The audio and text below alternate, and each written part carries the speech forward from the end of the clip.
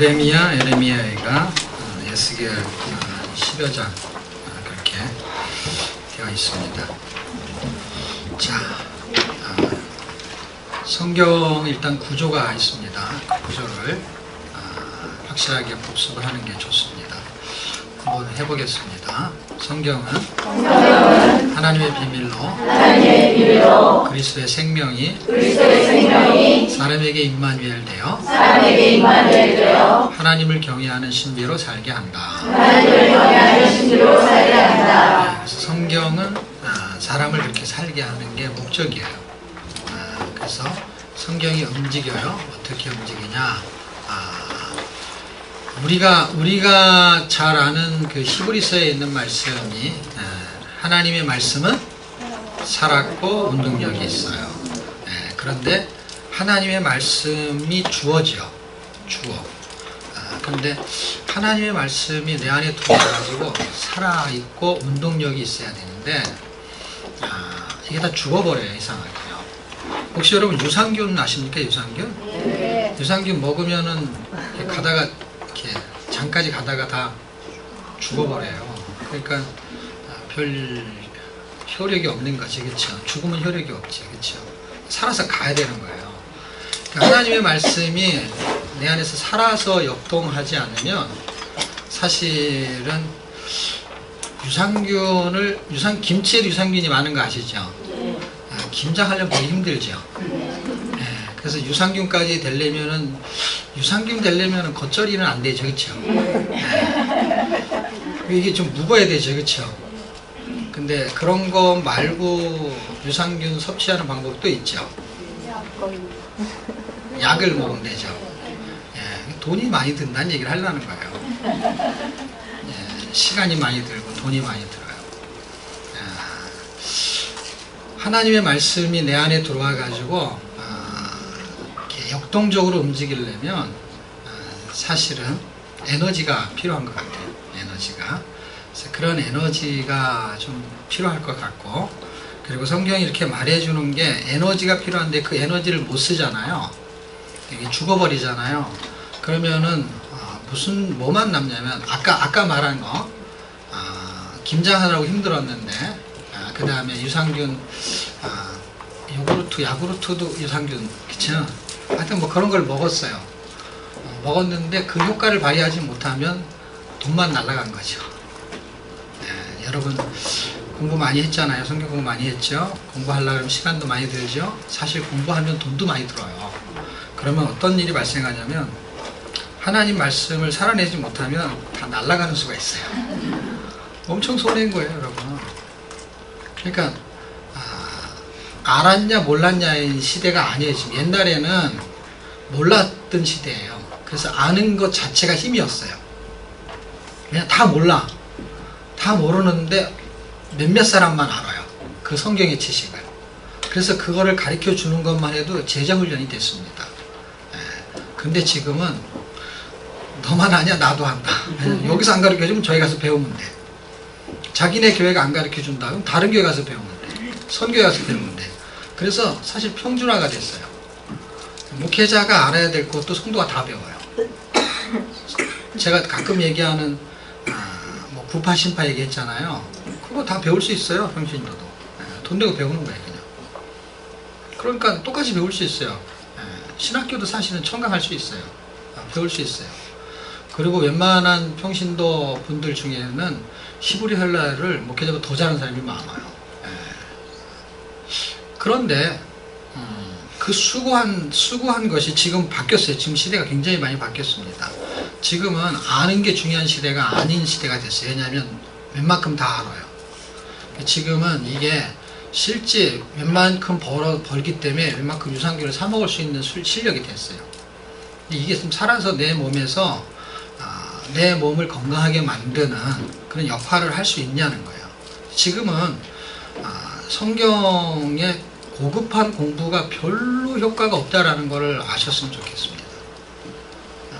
지금 사람들은 기가 막히게 성경 공부를 하러 쫓아다니다가 간 게 대부분 신천지거든요.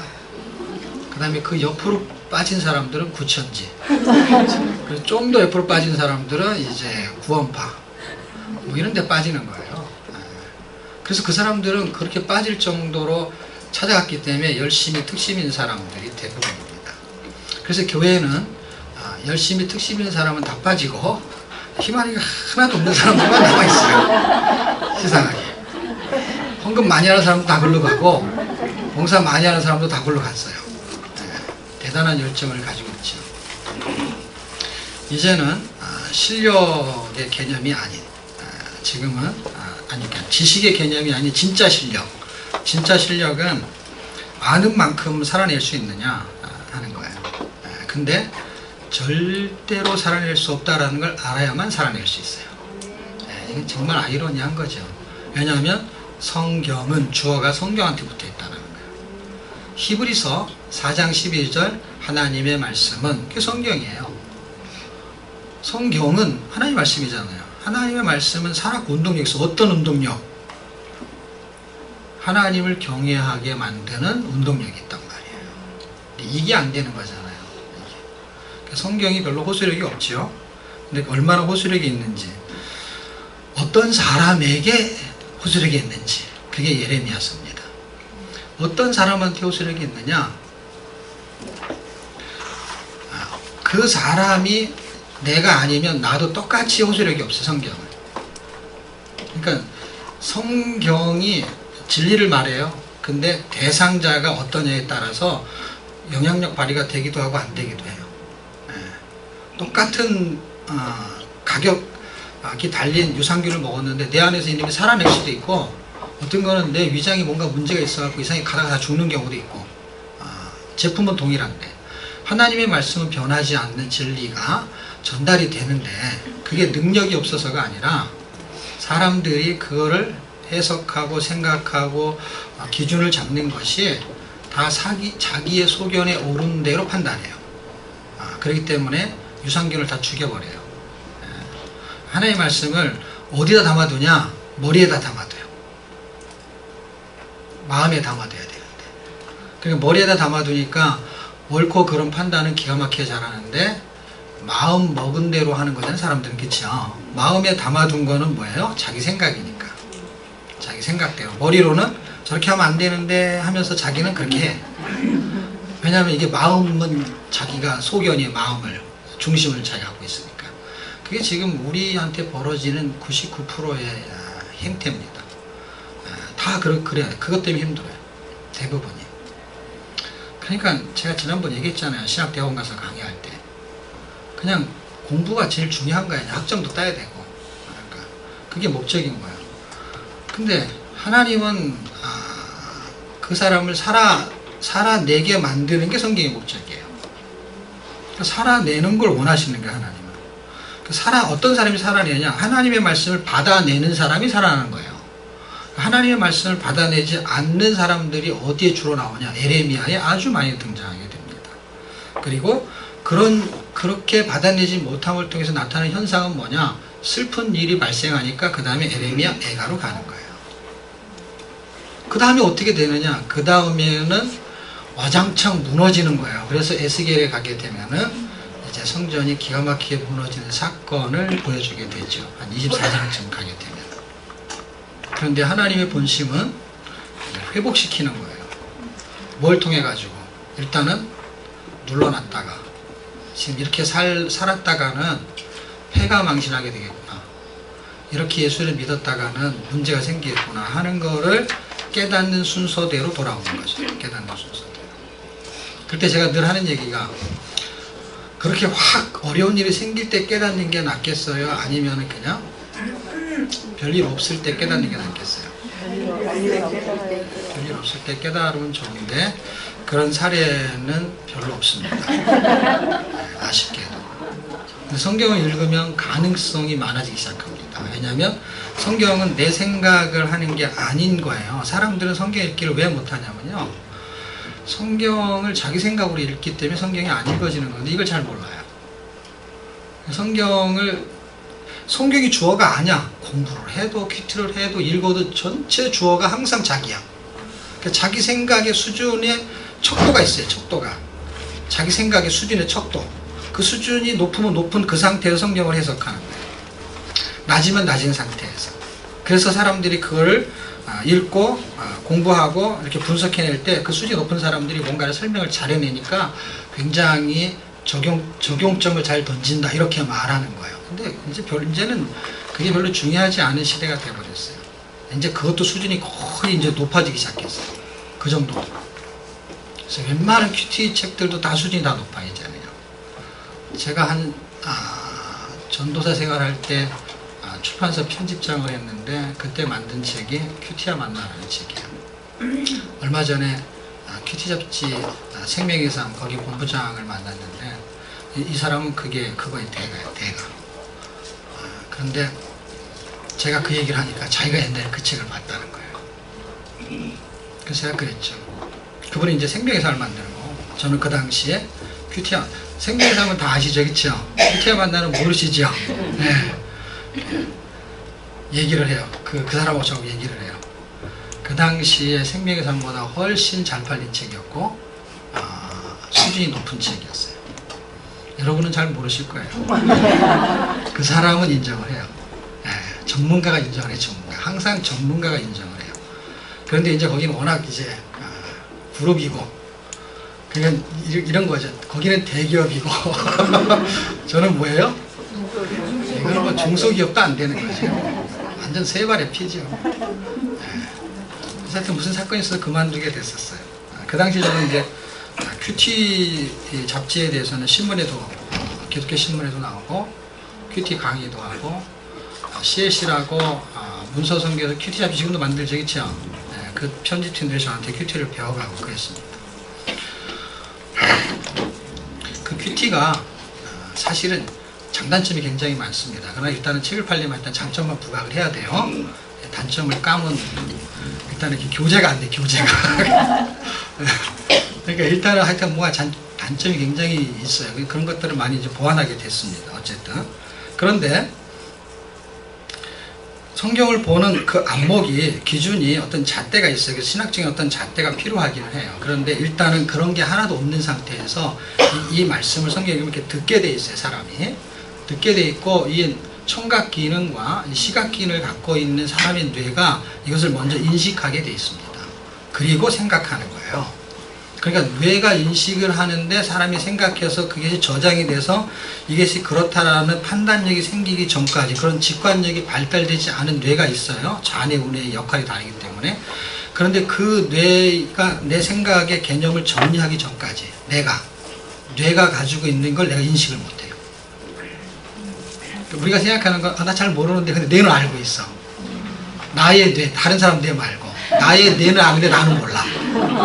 그래갖고 이거 가지고 강의한 사람도 있어요. 가이스트 교수가. 또 뭐 꽤 몇 년 됐어요. 외국에서 실험에서 발표해서 확인이 된 건데요. 뇌는 이걸 인식을 해요. 이걸 이렇게 보면 인식을 해요. 그래서 뇌에서 구조를 잡는 거예요, 진짜로. 그런데 나는 그게 아직 내 말로 정리할 수 있는 실력이 안 돼. 그래서 나는 그걸 인식을 못 해. 나는. 내가 뭘 말하는 나의 전체적인 전입계획적인 내가 있고, 팔이 따로 있고 뇌가 따로 있고 뇌도 좌뇌 우뇌가 따로 있는 것처럼 이 뇌 하나는 인식을 해. 근데 내가 전체적인 내, 인격적으로 내가 갖고 있는 모든 사고를 하고 표현하는 나라는 사람이 그걸 인식 자체를 못해요. 그래서 그건 어떻게 구분할 수 있냐? 그건 뇌파 검사로 구분이 되거든요. 그러니까 성경은 이렇게 읽으면 내가 인식을 지금 못하는데 뇌가 이걸 인식하고 있는 거야. 계속 읽으면은요. 인식하고 있는 거는 과학적으로 실험이 다 된 거예요, 여러분. 과학적인 거예요. 이건 지금 굉장히 과학적인 거예요. 근데 사람은 1 더하기 1은 이런 걸 과학적으로 생각하는 거예요. 그거 굉장히 미숙한 거예요. 그냥 아무런 원리도 없이 그냥 외우는 거예요, 그거는요. 근데 이 문장 속에서 그 분위기를 느끼는 거는 다른 거예요. 1 더하기 1에 1이 얼마나 크기냐, 없잖아요, 그런 것도. 큰 것도 하나는 하나, 작은 것도 하나는 하나, 이런 거예요. 그런 개념 없이 그냥 무조건 하는 거예요. 또 배워야 돼요. 질량의 법칙을 또 배워야 되는 거예요. 개수의 개념과 질량의 법칙 다 달라요. 그러니까 이거를 뇌가 인식하는 건 뭐냐면 사물을 딱 보면 한 개인데 큰데 딱 들어보니까 무거워. 이걸 동시에 느끼는 거. 근데 수학은 동시에 설명이 안 되죠. 수학은 다 따로 해야 돼요. 무게를 달아봐야 되죠. 개수를 씌어야 되죠. 그렇죠?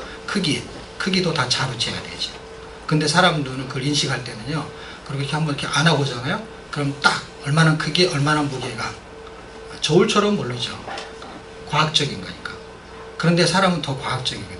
그걸 동시에 알아내는 뇌를 갖고 있는 거예요. 그러니까 이거를 성경 공부하면 성경 공부가 어떤 건지, 성경 공부의 맹점이 그런 거예요, 여러분. 성경 공부가 그렇게 좋은 게 아니에요, 여러분. 잘 생각해 보십시오. 1 더하기 1은 2, 이런 식의 공부를 성경으로 하는 거야.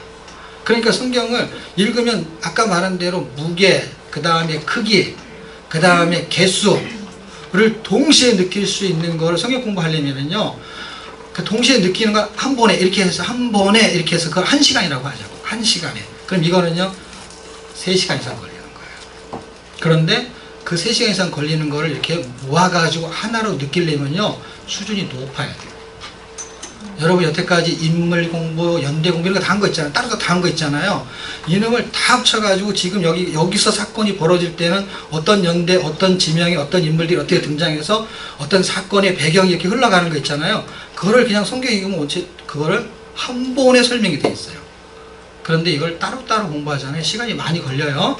그런데 그거를 다 배운 거를 한 번에 몰아가지고 그걸 전체를 인식하려면요 수준이 높아야 된단 말이에요. 다시 말하면 그 유기적인 관계를 이해할 정도가 되려면 그 한 부분만 공부해서가 아니라 전체의 연대를 다 안 상태에서 시간의 흐름이 어떻게 흘러가는지가 이해가 된 상태에서 그게 판단력이 생기거든요. 그랬을 때 그런 문화가 어떻게 형성이 되는지를 깨달아야 되는데 그런 공부는 거의 없거든요. 그냥 다 따로따로 공부하는 거예요. 계단식 공부 아니면 연대면 연대, 인물은 인물 이렇게 따로 공부하는 것이죠. 그걸 동시에 볼 수 있는 뇌의 직관력이 사람한테 있어요. 근데 읽으면 가능해. 다만 아까 말한 대로 이렇게 딱 들었을 때 저울처럼 정확하지 않은 거예요. 그렇기 때문에 연대를 공부하지 않고 이렇게 딱 보면은 몇 년도인지만 잘 모르는 거예요. 근데 뭘 할 수 있냐면 그거는 약간 전의 얘기 같아. 예전의 얘기 같아. 그래서 그 감각은 생겨요. 그러다가 이런 공부는 나중에 해도 괜찮은 거야. 나중에 딱 하면 그게 몇 년도구나. 이 정도 딱 들면 이 정도는 달아보니까 이 정도는 몇 킬로그램 나가는 거구나. 이렇게. 그걸 나중에 하는 거예요. 근데 이걸 먼저 해가지고 이걸 거꾸로 하잖아요. 거꾸로 하면 무슨 현상이 나타나냐면 영어 문법은 기가 막혀요. 박사님이요. 옛날에 이게 정철이 한 얘기 들어보면요. 대학에서 영어를 가르쳐. 영문학 교수야. 그런데 말을 못해. 그래갖고 그 사람이 가르쳤다는 그 실화가 있어요, 실화가. 지금은 그 정도는 아니죠, 그쵸? 지금은 그 정도는 아니지만 이걸 거꾸로 하게 되면 그렇게 힘들다는 거예요, 그렇게. 말하는 것이 공부하는 거 더 쉬운 거거든요, 원래가.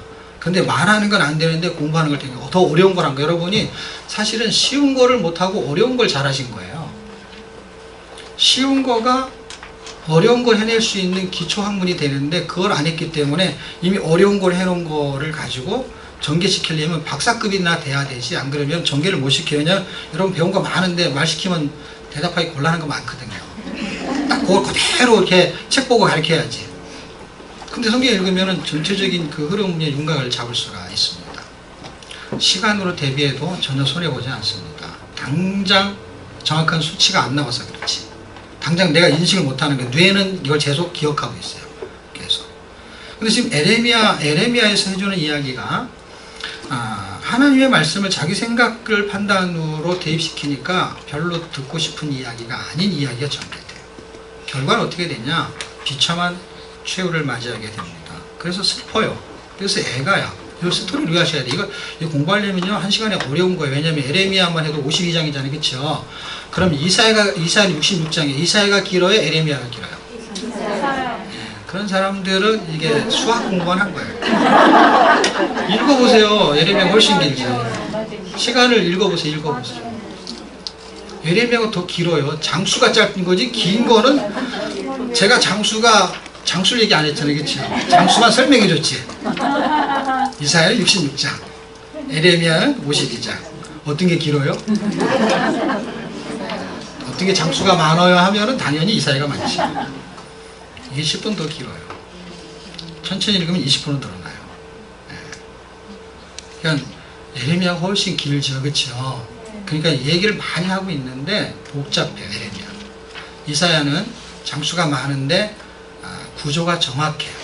그래서 어렵지 않는 느낌이 더 많이 들어요. 에레미야는 되게 어려운 느낌이 들어요. 제가 지난번에 그 열왕기 설명할 때 이해하셨어요? 열왕기는 복잡한 책이지 절대 어려운 책이 아니다. 그러면 에레미야는 복잡한 거지 절대 어려운 책이 아니에요. 그러니까 초점을 못 잡으면 항상 어려워요. 간단히 원리는 간단해요. 원래 어려운 내용이 아닌데 초점을 못 잡기 때문에 되게 어려운 거예요. 초점은 똑같은 거죠. 이사야도 초점이 예를 들면 복음, 예수 그리스도를 겨냥하는 어떤 그런 내용이다. 그러니까 복음이다. 그럼 이게 초점이야. 그리고 나서 책으로 들어가는 거예요. 예레미야는 그럼 이렇게 이사야처럼 말할 수 있는 대명사 있으면 한번 얘기해 보세요. 오늘 성경 공부를 좀 해볼까요? 네? 성경 공부 패턴으로 갈까요? 큐티 패턴으로 갈까요? 제가 큐티 잡지 편집장 했다니까요. 큐티 잘 가르친다니까요. 근데 그렇게 안 하죠, 저는 이제. 예. 그게 옛날에 한참 할 때는 이렇게 사피방식이라는 게 있었어요, 그쵸? 예. 완전 피박을 쓰는 거죠. 피가 4개나 되니 뭐. 자, 이사야는 대충 제가 이렇게 얘기해도 별로 반론이 없죠. 예. 거의 예수 그리스도를 겨냥한 복음이다. 이렇게. 그러면은 그런 초점이 다 책마다 있어요, 진짜로. 그 예레미야는 뭘까, 예레미야?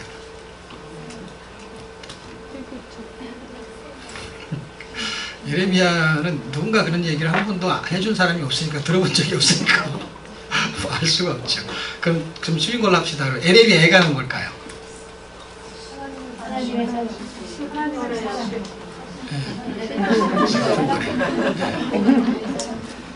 아가는 뭐야, 그럼 아가 살 때. 네, 그렇죠. 이제 제일 쉬운 거를 제가 설명하려고. 제일 쉬운 건 뭐냐면 그 이름의 뜻으로 일단 접근하면 일단은 정확도 있게 접근이 가능해요. 할 말이 없을 때. 그런 접근성으로 가게 되면 이사야 같은 경우는 구원이라는 의미를 가지고 있죠. 복음은 구원을 설명하는 거예요.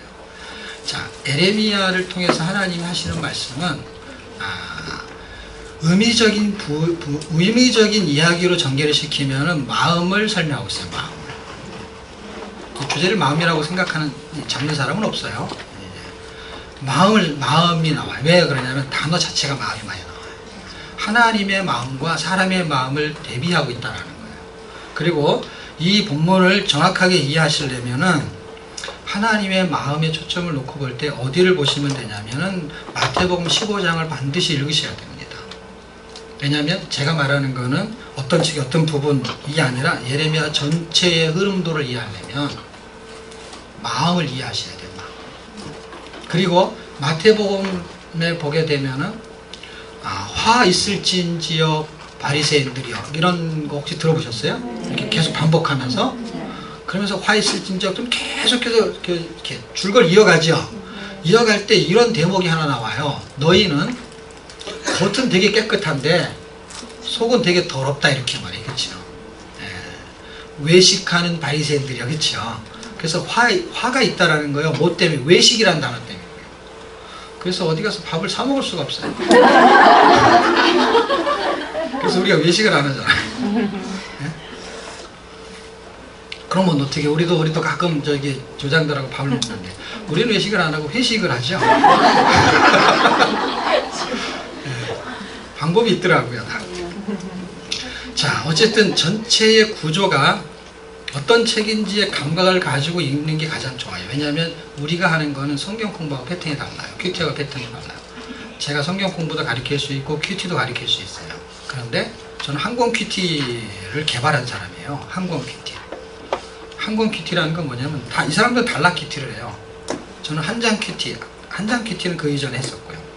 한 권을 큐티해낼 수 있는 그런 노하우를 갖고 있단 말이에요. 그러니까 그건 큐티 방식이에요. 그 다음에 성경 공부는 성경 공부 방식이 있어요. 구조를 잡아가지고 거기서 말하는 토픽을 가지고 거기에서 말하려고 하는 의도를 전개시키는 거야.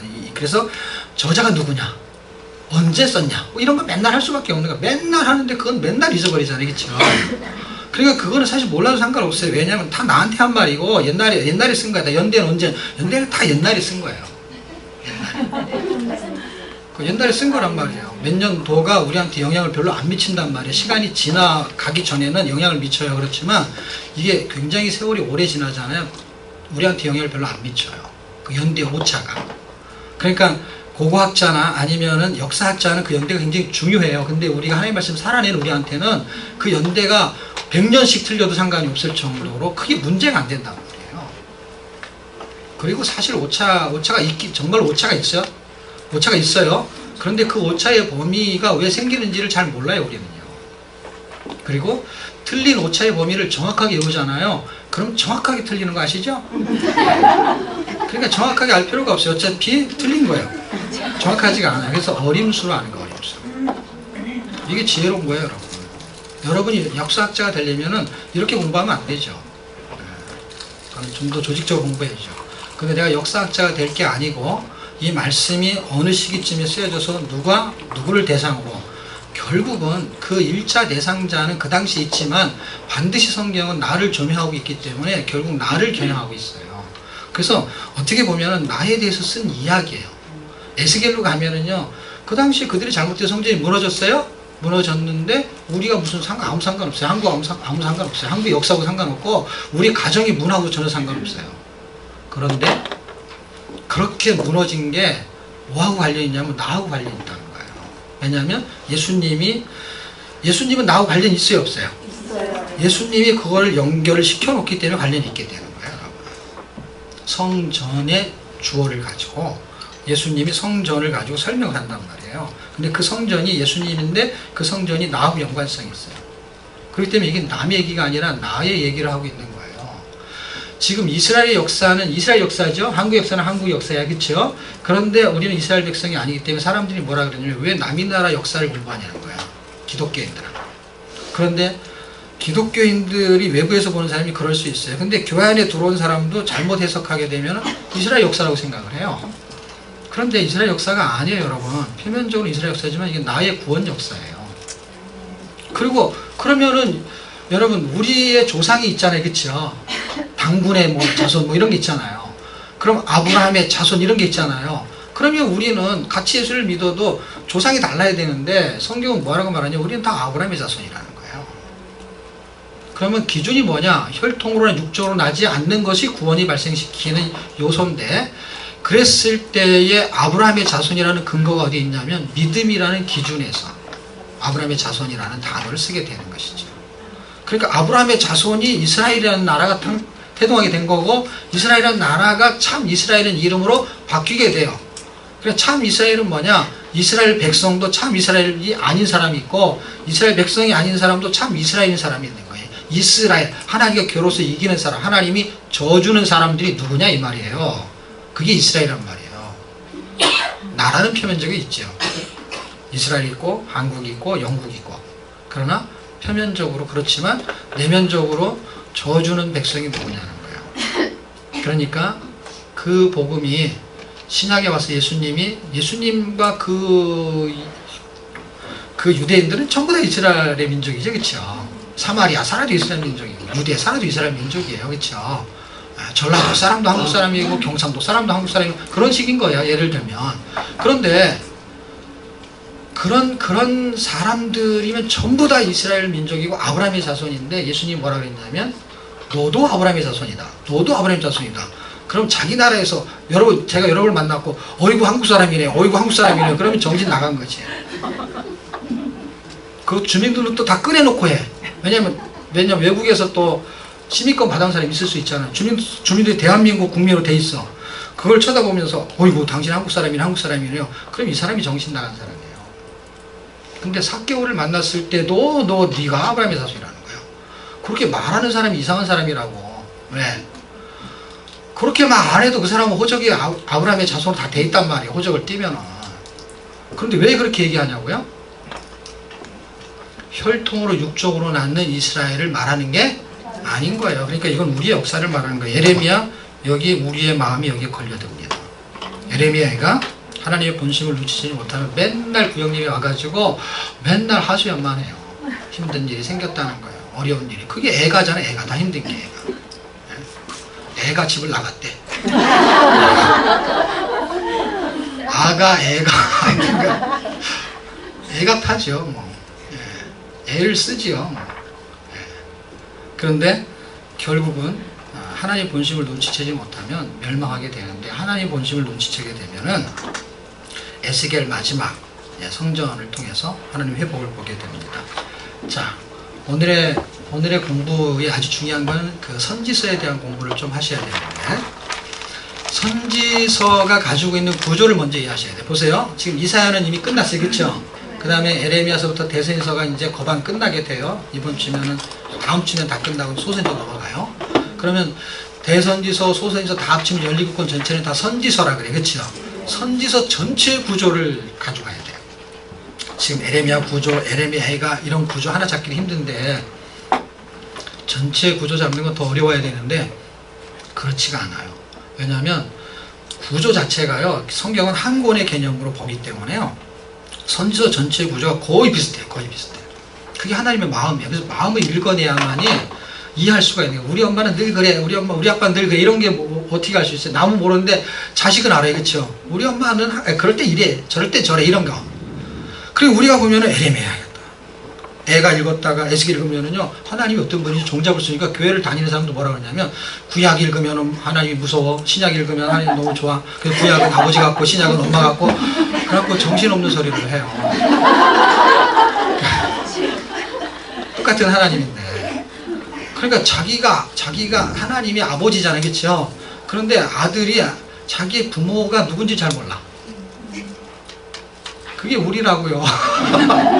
자기 부모 모르는 사람 없잖아요. 그렇죠? 그러니까 성경을 공부하는 게 이웃집 아저씨처럼 공부를 하는 거예요. 하나님을. 그러니까 몰라요. 하나님을요. 같이 살질 않는 거예요. 그러니까 공부만 하는 거야. 하나님은 전지전능하시고 무수보재하시고 능력이 있고 뭐 하나님 말씀을 살았고 막 그래 봐야 하나님 말씀 힘 하나도 없어.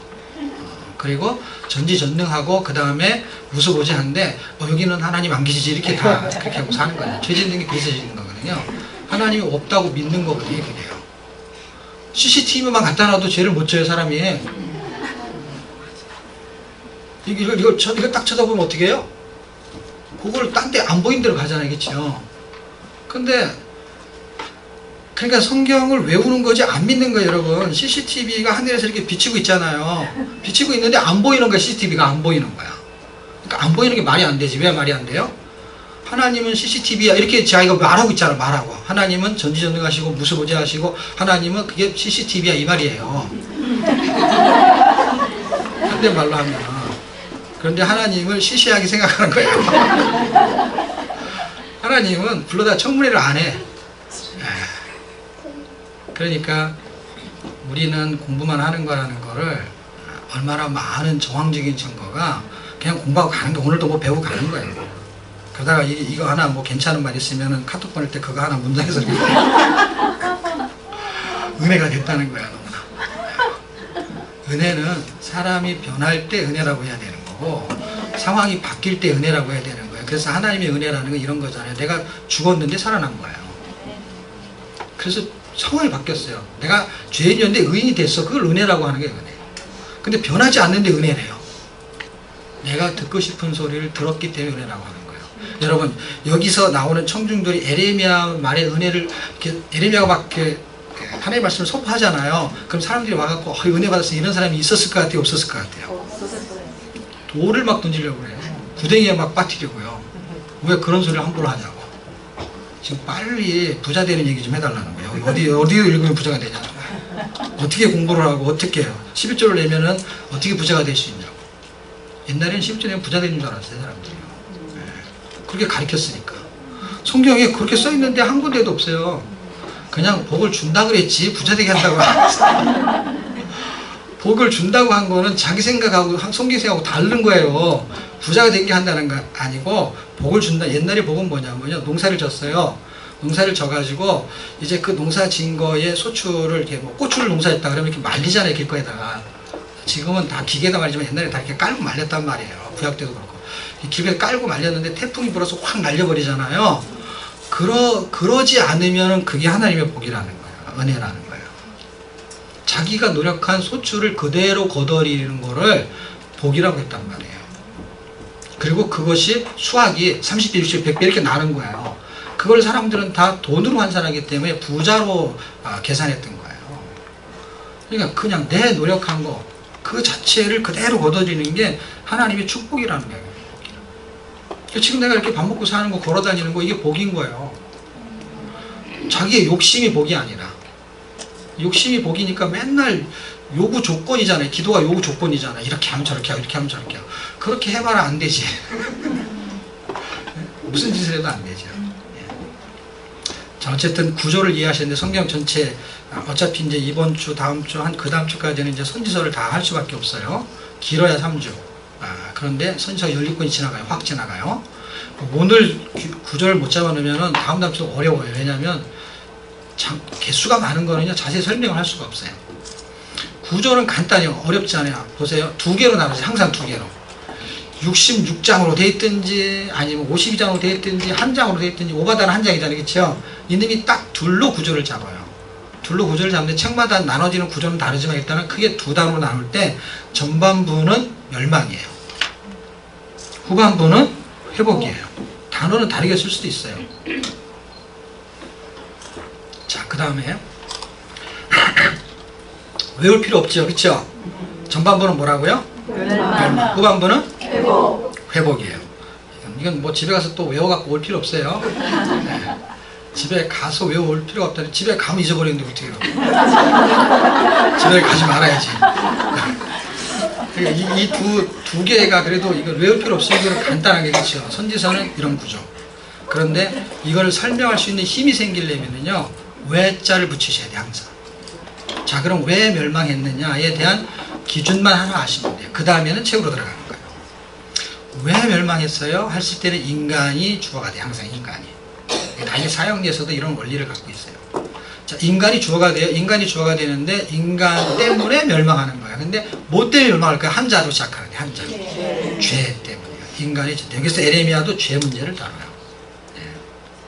20장 갈 때까지 무슨 얘기를 하냐면 에레미야가요, 20장 갈 때까지요, 죄를 데려다 놓으면은요, 검사가 뭐라 그러냐면 저 사람을 구형해야 되잖아요. 그쵸? 구형해야 될 때 죄목을 말해야 되잖아요. 그쵸? 살인죄면 살인죄, 도둑이면 뭐 훔친죄, 뭐 이런 거 있잖아요. 그쵸? 공범죄면 공범죄. 그렇게 말할 때 이 사람이 죄의 진 종류가 여러 가지가 있을 수 있잖아요. 한 사람도. 그리고 크고 무겁고 종류가 많은 게 있을 수 있잖아요. 거짓말 하나 한 사람도 있고, 거짓말에다가 뭐 사기에다가 뭐 살인에다가 뭐 예를 들면 다윗 같은 경우는 간음죄 하나만 아니라 거기다가 또 뭐까지 있어요? 살인죄 뭐 이런 게 있잖아요. 그렇죠? 그리고 제목이 있는 것처럼 제목이 너무 많아갖고 20장이라고. 몇 장이요? 20장. 그냥 내용 볼 것도 없어요. 그건 다 그냥 죄예요. 그냥 죄. 성경이 어렵지가 않아요. 그걸 자꾸 분석하니까 어려운 거예요. 죄목이에요. 그리고 구형을 때리는 거예요. 제가 이렇게 많으니까 너희들 생각을 해봐. 이게 에레미야를 통해서 하나님 말씀하시는 거예요. 이렇게 죄를 많이 졌는데 내 마음이 어떻게 이거를 보수하지 않겠냐 이렇게 써 있어요. 성경이요. 어떻게 이걸 가만 놔두겠느냐. 사람들 앉혀놓고 자기 가족 식구를 모아놓고 이놈의 자식이 이렇게 죄를 졌는데 이 사람한테 하는 얘기예요. 가족한테. 저는 어떻게 가만 놔두면 되겠냐. 그러니까 너 같으면 어떻게 하겠냐 이 말인 거예요. 그러니까 할 말이 없는 거죠. 지금 에레미야만 그런 게 아니에요. 다 그래요. 전반부는 멸망을 해요. 뭐 때문에? 죄 때문인데 그 인간이라고 말하는 건 이스라엘 죄가 아니라 나의 죄. 왜냐하면 마음의 죄를 말하거든요. 여기서 마음의 죄를 말하기 때문에 저 사람이 네가 거짓말한 거잖아. 나는 거짓말 안 했어. 그러면 그 사람이 죄를 진 거예요. 근데 지금 성경은 뭘 말하냐면 하나님을 기준으로 놓고 마음을 설명하고 있기 때문에 이스라엘도 그 죄를 졌고 한국 사람도 그 죄를 짓고 나도 그 죄를 짓는 거예요. 그러니까 이게 누구 얘기예요? 결국에 나의 얘기를 하는 거예요. 나의 얘기를 하는데 너무 길어. 종류가 많아. 별로 죄 안 진 것 같은데 이렇게 많게 설명을 해내는 거야. 설명. 최대한 짧게 쓴 건데 이게 검사 같은 사람들이 말할 때 그냥 쭉 상을 설명하는 게 아니라 죄목을 딱딱딱 말하는 거거든요. 성경도 그런 식으로 쓰거든요. 그런데도 이게 어떤 책은 한 장으로 끝난 책도 있고 뭐 로마서에 16장밖에 안 되는데 52장 중에 이거 분량도 많은 거겠죠. 그런데 20장이나 죄에 대한 항목을 할애했다는 건 놀라운 일입니다. 이사야는 또 전개 방식이 약간 다르죠. 어쨌든 이건 뭔가 하나님이 자기의 마음을 이렇게 표현하고 계시는 게 분명해요. 자, 그 다음에 한쪽 덩어리는 뭐라 그랬죠? 회복이죠. 왜 여기다 왜를 붙여야 된다 그랬죠? 왜 회복하죠? 이 사람들이? 그러면은 그랬을 때 여기는 대상이 사람이었고 이쪽은 대상이 하나님이요. 왜 회복을 하죠? 하나님의 은혜 때문에 회복해요. 그래서 그걸 하나님의 은혜라고 해요. 근데 하나님의 은혜가 어떻게 회복하느냐? 그러면서 말에 꼬리를 물고 들어가면서 설명하는 실력이 생겨야 돼요. 말에 꼬리를 물고 들어갈 때 이런 거예요. 이제 전반부 얘기를 해볼게요. 멸망했어요. 전반부는 멸망이에요. 왜? 인간이 죄를 지어서. 그러면 무슨 죄를 지었는데요? 라고 하면은 이제 본문에 들어가는 거예요. 1장, 2장, 3장 보면 이런 죄를 졌어요. 이런 죄를. 어떻게 용서할 수가 있어요? 멸망하는 게 당연한 거지. 결국 무슨 얘기예요? 멸망의 당위성을 설명하는 거예요. 하나님은 멸망할 수밖에 없다. 하나님이 나빠서 멸망시킨 게 아니다라는 거를 표현하는 거예요. 당신이 자기를 변호하는 거예요. 네. 그 다음에 그러니까 이쪽도 당신을 변호하는 거고 이쪽도 당신을 변호하는 거예요. 인간의 죄를 가지고 말하면서도 내가 할 수 없이 이렇게 할 수밖에 없다라는 얘기를 하고 있는 거고 이쪽도 그럼에도 불구하고 하나님께서는 은혜를 베푸시겠다는 거예요. 심판을 하지만 그런데 어떻게 은혜를 베푸냐라고 했을 때는 언약이라는 단어를 절대로 놓치면 안 돼요. 자, 여기서는 전반부에서는 인간을 놓치면 안 되고 죄를 놓치면 안 돼요. 그리고 어떤 제목이냐는 거는 성경을 읽으시면 돼요. 자, 후반부는 이렇게 하면 17권을 전체 이런 형태로 읽으셔도요 90% 이상은 전체 해석이 가능해요. 주석 없이 해석이 가능해요. 몇 년도냐 이런 건 어차피 책을 공부해야 되잖아요. 근데 지금 제가 설명하는 건 공부할 필요가 없다니까요. 그냥 읽으면 된다. 이렇게 읽으면. 그러니까 창수가 많은 것 같아요. 창수가 많으니까 빨리 읽어야 된단 말이에요. 그래서 어떤 제가 샥 이렇게 봐야 된단 말이에요. 그걸 천천히 보기 때문에 어디서부터 어디까지 죄인지를 모르는 거야. 나중에 갈 때. 너무 토막을 많이 내면 안 되는 거예요. 그래서 빨리 읽어야 되는 거예요. 빨리. 어떤 거? 이거는 읽기 패턴인 거예요. 읽기 패턴. 그렇게 뭐가 남냐? 뭐가 남기는요. 전체 줄거리를 처음에 파악하는 게 1차 목표예요. 성경 공부도 처음부터 다 알아지는 게 아니잖아요. 처음부터 몇 개월을 공부해야 되잖아요. 여러분. 로마서 하나 공부해서 갈라디아서 하나 3개월 이상, 비코리아 3개월 이상 해야 돼요. 그 공부의 패턴은 그런 식으로 해가지고 학습하고 숙제하고 이렇게 해야 되잖아요. 읽는 거는요. 읽는 것보다 훨씬 시간이 더 많이 걸려 그게요. 그럼에도 불구하고 그거는 그렇게 해봐야 한면의 전체를 보는 안목이 안 생긴단 말이에요. 잘. 그렇게 공부한 사람한테 제가 얘기해보면 모른다니까 지금. 제가 설명하면 저는 읽기만 했는데 저는 비코리 안 했거든요. 그래서 제가 갈라디아서를 1000번 이상 읽고 나서 이렇게 설명하면 전체가 한눈에 다 보이거든요. 몇 년도에 누가 어떻게 썼냐. 그건 그냥 외우면 되는 거잖아요. 그거는 그냥 이렇게 어떤 교재마다 그런 거는 몇 년 뒤에 누가 어떻게 썼냐 그런 건 다 나와 있는 거잖아요. 그렇죠? 그런데 전체를 한눈에 이렇게 보는 거는 안 나와 있단 말이에요. 그거는 그 집에서 살아봐야 된단 말이에요. 그 자식만 아는 게 그 아버지가 왜 그런 형태를 말투가 왜 그런지 그 집은 왜 통닭을 좋아하는지 그런 거는 그 집에서 살아보면 아는 거예요. 어떤 음식을 좋아하고 어떤 형태 어떤 성격이고는 살면서 서로를 이해하는 거예요. 우리 아버지는 성격이 그래. 그런데 이런 좋은 점도 있어. 이런 거 그런 거는 공부해가지고 알아지는 게 아니에요. 그 느낌이 없단 말이에요. 느낌이. 이렇게 공부는 할 수 있어요. 어떻게. 우리 아버지는 이래 설명할 수 있어요. 근데 그거를 상황이 되지 않으면 이해가 안 돼. 이해가. 어떤 느낌으로서 그렇게 말하는지가 모르는 것이죠. 어떨 때 얼마나 두렵고 어떨 때는 얼마나 포근하고 이런 걸 알 수가 없는 것이죠. 근데 이거를 빨리 이거를 읽어내면은 전체 분위기를 알게 되죠. 공부는 나중에 해야 된다니까요.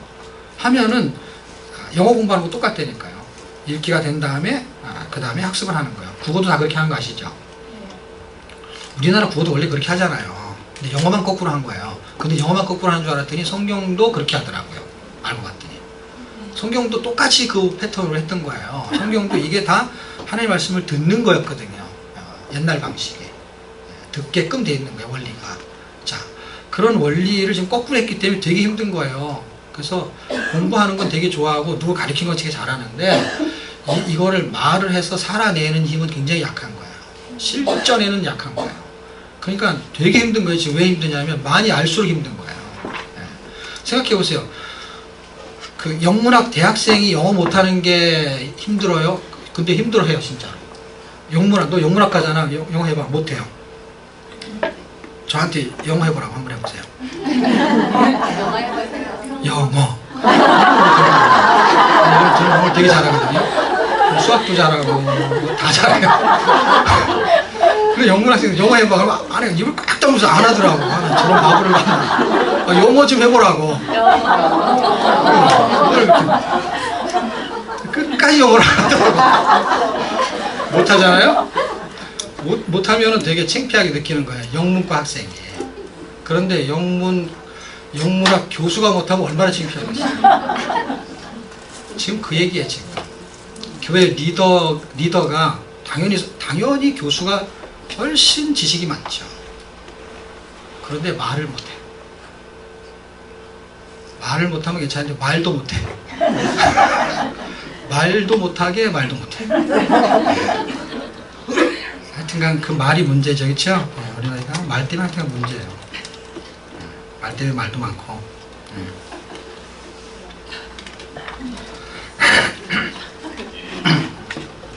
논리를 전개시킬 때 어쨌든 구조를 잡고 읽어내시면 되는데 이 전반부의 부분은 멸망이에요. 나 때문에 멸망하는 거고 나의 죄가 어떤 것인지를 나는 모르는데 성경 읽으면 나의 죄를 잘 써놨어요. 기가 막히게 써놨어요.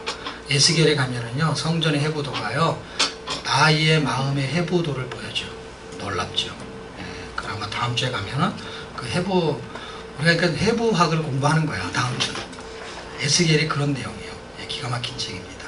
자 후반부에 가면 하나님 회복하세요. 뭘로? 언약을 기준으로 회복해요. 그래서 언약을 놓치면 안 돼요. 그러니까 하나님의 말씀은 다 언약 덩어리예요. 그 언약 덩어리를 붙잡아야 되는데 맨날 연대만 붙잡고 앉았으니까 몇 년 동안 오래냐 이런 거만 잡는 거예요. 언약을 붙잡으셔야 돼요. 그러면 성경이 뚫리게 됩니다. 자 어쨌든 세 개의 초점을 결론을 먼저 말할게요. 자 구조적인 초점을 잡으셔야 되는데 한번 보십시오. 예레미야의 구조를 뭘로 보시면 좋을 것 같아요?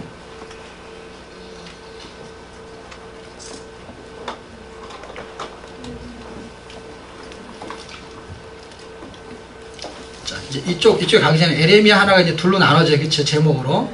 그러면서 제목을 설명하는 게, 그거는 몇 장서 가지고, 그 다음에 유다의 멸망 예언에서 나타나는 현상은 뭐냐. 그래서 바벨론 침략 포로 생활을 하는 것이고, 회복을 예언해가지고 결국은 돌아오는 거구나. 하기 때문에 두 개의 구조 나눠서 아까 말한 대로 앞에 부분은 멸망이고 뒤에는 회복이에요. 그쵸? 그럼 저거 구조, 그 핵심적인 구조를 하나만 말하면 어떤 걸 말하는 게 좋겠어요? 위에 걸 말하는 게 낫겠어요? 밑에 걸 말하는 게 낫겠어요? 선지자 전체는 회복이 구조예요. 그리고 회복을 말해도 괜찮아요. 왜 괜찮냐면요. 멸망도 안 했는데 무슨 회복을 해요. 그쵸? 그러니까 뒤에 게 구조인 거예요. 왜냐 앞에 거를 같이 물고 들어가니까. 포로도 안 잡혀갔는데 무슨 해방이야. 그쵸? 네. 근데 포로만 말하면 어떻게 해?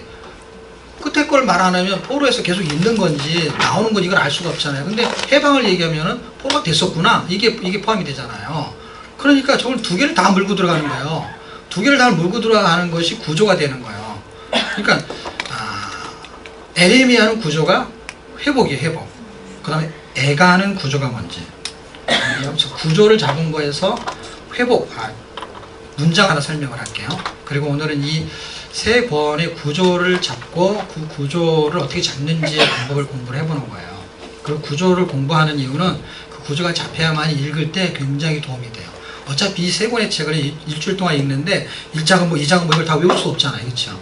그리고 그걸 펼쳐놓고 읽을 수도 없어요. 왜냐하면 하루에 읽어야 할 분량도 1장이 아니에요. 그렇죠? 10여 장 이상 돼요.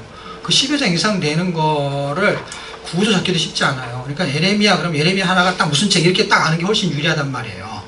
예. 공부하는 게 아니고 읽을 때는. 공부할 때는 사실은 어차피 이거 하나 가지고 예레미야 하나 가지고요 몇 개월을 해야 되니까. 지금 우리는 그렇게 몇 개월 동안 공부하는 게 아니고 읽는 거잖아요. 그렇죠? 읽으려면 이 패턴을 하는 거예요. 공부하려면 이렇게 안 가르치죠. 저도. 그리고 이렇게 66권을 무슨 90일에 어떻게 다 가르쳐요. 예. 공부는 이렇게 하는 게 아니죠. 그렇죠? 그러니까 공부하고 읽기하고는 패턴이 전혀 다르다는 걸 인식하고, 근데 제가 뭔가 설명해요. 그리고 공부라고 생각을 해요. 근데 읽기를 도와주는 가이드를 하는 거예요. 공부가 아니고. 근데 그게 지식이 들어가니까 공부라는 단어를 쓸 수는 있는데 공부의 목적이 아닌 거예요. 읽기를 도와주는 가이드를 하는 거예요. 가이드. 자, 그러면 멸망했는데 회복을 해요. 그래서 구조는 결국 예레미야는 회복을 가지고 전제해서 움직이는 거예요. 결론이 회복으로 나는 거예요. 그렇죠? 그럼 회복이니까 해방이 되는 거예요.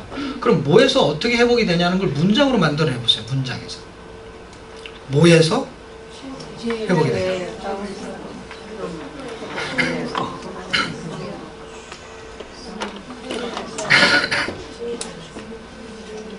여기 있는 단어를 사용하셔야 돼요.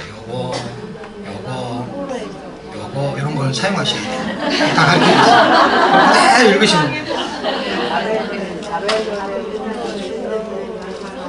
구조가 회복이라고 했잖아요. 결국은. 그런데 회복인데 어디에서 회복하는 거예요? 멸망에서. 멸망으로 인해 가지고 포로로 잡혀가겠죠. 그러니까 이걸 문장화 시켜야 돼. 그러니까 멸망의 포로에서 회복. 이 주제예요. 주제. 예레미야는. 그럼 그렇게 한 문장만 외워도 어떻게 돼요? 예레미야의 구조를 이해하기가 쉬워요. 자, 이게 예레미야의 구조예요. 자, 그 다음에 쭉쭉 넘어가요. 자, 애가. 자, 애가의 구조는 뭘까요? 자, 항상 규칙만 이게 불규칙해요. 그래서 에스겔은 규칙인데 이 애가만 불규칙해요. 단어만 틀리지 내용이 똑같아요. 지금 내용은 여기서 보면 안 돼요. 여기서 보면 안 돼요. 여기는 여기서 봐야 돼요. 왜 그러냐면 여기는 애가가 아니라 참가의 기준으로 제가 쓴 거예요. 참가의 기준. 에레미야는 하나님의 본심이 들어있어요. 하나님의 본심이 들어가면은 이런 결과를 낸다는 거예요. 이런 결과를. 근데 내용은 기쁘다가 안 돼 있어요. 여러분 1장부터 읽어보세요. 2장. 맨 앞절에 뭐라고 써있냐면 슬프다 이렇게 써있어요. 그러니까 요거는 제가 의도적으로 쓴 거고 실제는 슬프다죠. 그쵸? 슬프다. 그쵸? 네. 그래서 왜 슬프냐? 진노 때문에 슬픈 거예요. 요거는 불규칙해요. 위에 있다고 먼저 얘기하면 안 돼요. 그러니까 이거는 상황이 전개돼서 이렇게 내용이 이렇게 전개되지만 실제는 슬픈 일이 왜 생긴 거죠? 자, 애가가 다섯 장에 자 보세요. 애가 이렇게 5장이에요. 대선에서 5장이 5권이고 에레미야 애가도 저기 5장이에요. 이 5장이나 5권이나 똑같아요. 패턴이. 자 보세요. 어떻게 움직이냐면은 그 1장에는 이스라엘 백성이 범죄해요. 그렇죠? 범죄하니까 하나님이 진노해요. 근데 진노하는 것이 하나님의 본심이 아니래. 그래서 하나님이 회복을 시켜. 그래서 결과가 새로워져. 이게 에레미야 애가의 내용이에요. 여러분이 다 읽어서 제목을 잡아야 될 걸 내가 쉽게 지금 해주는 거예요. 네? 자 보세요. 다시 한번 해보세요. 이 구조의 형태가 다 비슷하게 움직여요. 어느 정도 비슷하냐? 사사기에서 여러분 그 하나님이 사사를 보낼 때 그들이 범죄하고 막 이런 사건이 움직이잖아요. 그렇죠? 그게 이사야하고도 비슷하지 않아요, 여러분? 똑같아요. 자, 보세요. 범죄부터 출발하는데 1장은 뭐라고요? 사람이 범죄를 해요. 그러자 하나님은 어떻게 해요? 2장에? 진노하시죠. 그렇지만 하나님의 마음은 어떤 거예요? 하나님의 마음에 하나님의 본심이 마음이잖아요. 하나님의 본심은 회복이 본심이에요. 그래서 회복이 나타나요. 진짜 사전이. 그리고 회복이 나타나는 결과가 있을 거 아니에요. 그렇죠? 죄에 대한 결과가 진노로 심판 멸망을 당한 거잖아요. 여기서 에레미야에서. 그렇죠? 그것처럼 새로워지니까 뭐라고 쓰냐면 5장에 보면은 새롭다라는 게 새롭다. 단어가 그래서 새롭다는 문장으로 전개가 되는 거예요. 그럼 저기는 구조가 어떻게 돼요? 어디에서 회복을 하시는 거예요, 하나님이? 자, 예레미야를 다시 한번 제가 설명할게요. 이걸 만들어낼 수 있는 실력이 생기셔야 돼요. 여태까지 제 스타일의 공부를 했잖아요, 그렇죠? 그럼 이거를 성경 공부만 하면은요, 저런 걸 가르쳐줘도 응용력이 안 생겨요. 왜냐면 성경 공부는 뭐와 똑같으냐면 3 곱하기 3은 9 이렇게 외우는 거예요. 근데 이걸 또 외워요. 3 곱하기 4는 몇이에요? 12죠. 그런데 4 곱하기 3 그러면 답을 못 써요. 이게 뭐지? 왜냐면 4단을 아직 안 해봤거든. 정말로 그렇대요. 이게 숫자를 바꾸잖아요. 그러면 답을 못 쓴대요, 애들이요. 똑같은데. 이건 너무 쉬우니까 알 수 있겠지만은 다른 개념으로 이렇게 뭘 바꿔놓잖아요. 그럼 답을 못 쓴대요. 외우기만 해가지고. 응용력이 없는 거예요. 설마 그럴까? 설마 그런데요. 아마 그럴까? 아마 그럴까? 그럼 맞자로 끝나는 게 다 이상해. 설마, 아마. 저기서 응용력을 가지셔야 돼요, 지금. 그러면은 성경 읽는 것을 자꾸 외우려고 하지 말으니까. 공부. 바보가 아닌 이상에는요, 들으면 그게 공부가 되는 거잖아요. 외우는 게 공부가 아니잖아요. 들어서 내가 이거를 몸으로 느끼면 공부잖아요. 근데 그거를 내가 암기해야 되겠다 할 때 외우는 것이지, 외우지 않았기 때문에 공부가 안 된 건 아니잖아요. 학습은 됐는데 내가 그걸 못 외운 것 뿐이죠. 그렇지만 아는 거잖아, 내가. 외우질 못하지만 누가 말하면 그거는 예를 들면 선지서는 전반부가 멸망이고 후반부는 회복이야. 그걸 못 외워도 이렇게 들으면 내가 배운 적이 있어. 그런 거거든요. 이게 공부라는 거는 잘 들으면 그게 학습의 최고 좋은 방식이거든요. 그 다음에 내가 조직적으로 어떻게 할 거냐는 그 다음 전문가들이 이제 하는 방식이에요. 그럼 보세요. 멸망의 포로에서 회복이야. 여기는 뭐에서 회복이냐면 이거는 밑에 걸 먼저 해야 된다고 했죠. 힌트를 주면.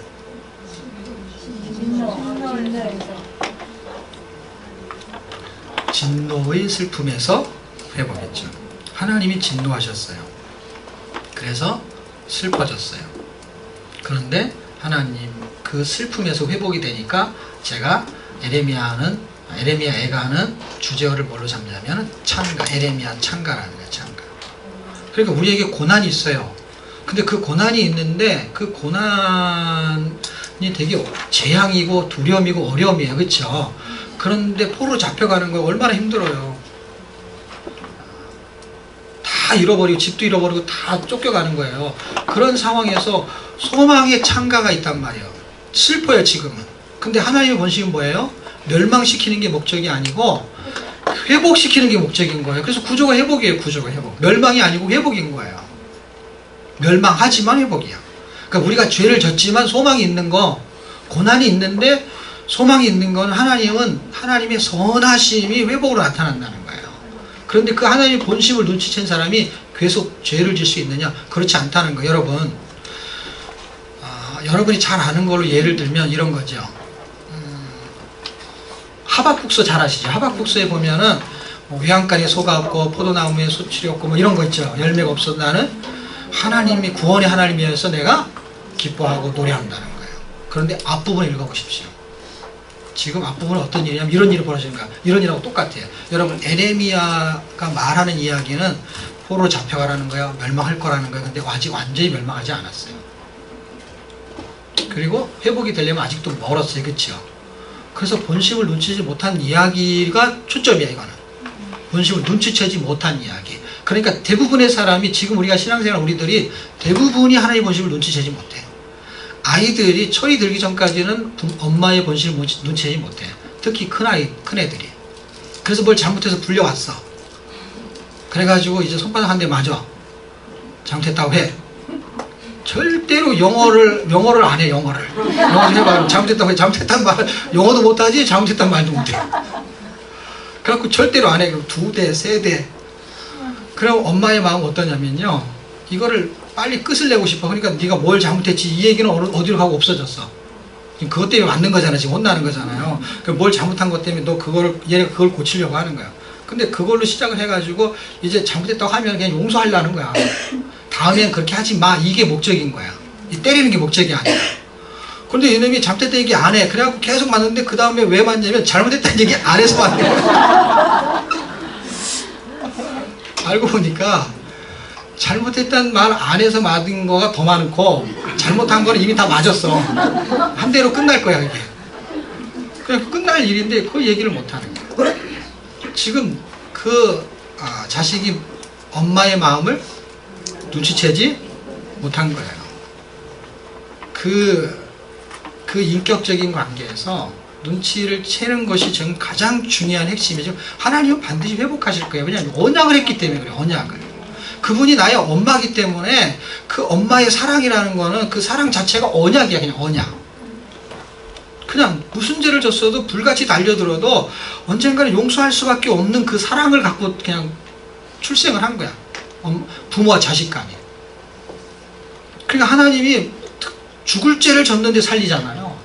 그 살린 것이 하나님의 사랑은 언약하고 연결이 돼 있어요. 그래서 호세아로 가면 언약을 말해야 돼요. 언약을. 그래서 언약을 붙잡는 게 그 사랑이 본심인 거야. 그러니까 엄마의 사랑을 왜 몰랐냐면 자기가 엄마가 돼야 알잖아. 엄마가. 그래서 지금 공부 안 했고 알겠냐고요. 공부 안 해서 안다고 생각하는데 천만의 말씀 몰라요 우리가. 그냥 알 것 같은 거고 그냥 알았으면 좋겠는 것이지 사실은 모른단 말이에요. 그냥 궁금한 거 빨리 알고 싶은 것이지 그냥 여러분이 하나님의 은혜를 발견해 보십시오. 그럼 이 성경 저만큼 몰라도 은혜라는 걸 알게 되잖아요. 그러면 제 말뜻을 금방 알아먹어요. 그게 아무리 나이가 어리고 결혼 안 했어도 부모의 마음을 빨리빨리 눈치채는 사람은 부모가 그런 마음이라는 걸 금방 알 수가 있어요. 그런데 그거는 할 수가 있으면 시간이 지나야 많이 알아져요. 퍼센트는. 그런데 성경이라는 건 어떤 거냐면 성경에서 이미 세월이 지나오면서 그런 사례들을 계속해서 말해놨단 말이에요. 말해놨기 때문에 성경 읽으면은 눈치를 챌 수가 있어. 이거는 머리가 좋은 게 아니라 눈치를 채야 돼. 눈치가 없지. 그럼 뭐 해야 돼요? 코치를 해야 돼. 옆에 사람이. 그런 게 합성어가 눈치 코치라고 합니다. 네. 눈치도 없는데 코치도 안 해요. 여기서는 진노의 슬픔에서 회복시키는 거예요. 이걸 붙잡으셔야 돼요. 안 그러면 신앙생활 너무 피곤합니다. 맨날 원망할 것밖에 없어. 구역예배 가면 맨날 그런 거잖아요. 그렇죠? 왜 나만 겪는 고난이라고 노래를 만들어서 부르잖아요. 네? 성경을 100% 다 알아야 되는 게 아니에요. 여러분. 자유함을 가지십시오. 부담감을 갖지 마십시오. 이번 주 금요일날 JDS 양재에서 강의를 하는데 JDS는 서빙고에서 한 3년 정도 했었어요. 그래서 여기 이제 처음 요청이 왔는데 이제 이 사람들이 이제 문자를 갖고 질문을 이제 해요. 준비물을 자기네들이 해야 되니까 뭐 PPT는 뭐 갖고 뭐 강의안 있으면 보내주고 목사를 하겠고 그래요. 그래가지고 이렇게 장문의 글이 왔어요. 몇 시부터 몇 시까지 뭐 하고 그렇게. 그래서 제가 문자를 보냈어요. 준비할 거 아무것도 없으니까 공부한다는 생각하지 말고 그냥 듣기만 하면 된다고. 강의 주제가 그냥 성경 읽기에 대한 강의예요. 근데 제가 강의안도 있고요. PPT 자료 되게 많아요. 그런데 거기다가 신경을 쓸 필요가 없다는 거죠. 제 얘기는. 그렇게 해서 이제 보내놨더니만 금방 또 문자가 왔어요. 뭐라고 왔냐면 마음이 편해지기 시작한다. 마음을 편안하게 가십시오. 이거를 다 외운다고 되는 일도 아니고 이걸 다 머리에 집어넣는다고 뭐 해결될 일도 아니고 그거를 몰라가지고 안 사라지는 것도 아니고요. 지금은 전혀 그런 시대가 아닙니다. 여러분. 시대를 빨리 눈치를 채야 되고요. 지금 성경이 얼마나 방대한데 그 방대한 내용에 하나의 진리를 꿰차기만 하잖아요. 예를 들어서 여기서 에레미야 한 권에서 하나님의 마음을 눈치만 채잖아요. 그러면 뭐라 그래야지 이건? 효도할 수 있는 길이 열리는 거예요. 눈치를 채면. 잘못된 상황이면 잘못됐다 하면 되는 거예요. 그걸 계속 하나님하고 실갱이를 하는 게 지금이에요. 지금 이게 똑같은 현상이라니까요. 지금 우리는 그걸 드러내고 말을 안 해서 그렇지 지금 내 상황이 지금 하나님하고 실갱이하고 있는 거야. 맨날 불려와가지고요. 잘못됐다고 해 그 얘기 듣고 앉아있는 거야. 내가 하나님에 대해서 얼마나 많이 앉았어. 네가 나한테 말미암으면 얼마나 많이 한다고. 응? 그리고 욥기를 읽어보면은요 별로 아는 것도 없어요. 네가 뭐 이 지구가 중간에 달려가고 떠 있는 걸 어떻게 떠 있는지 아냐 이렇게 질문을 해요. 에? 그리고 뭐 악어 얘기도 하고 그렇죠. 그 하늘에 눈 곡간창고가 어디 있는지 아냐고 주소 대보라고.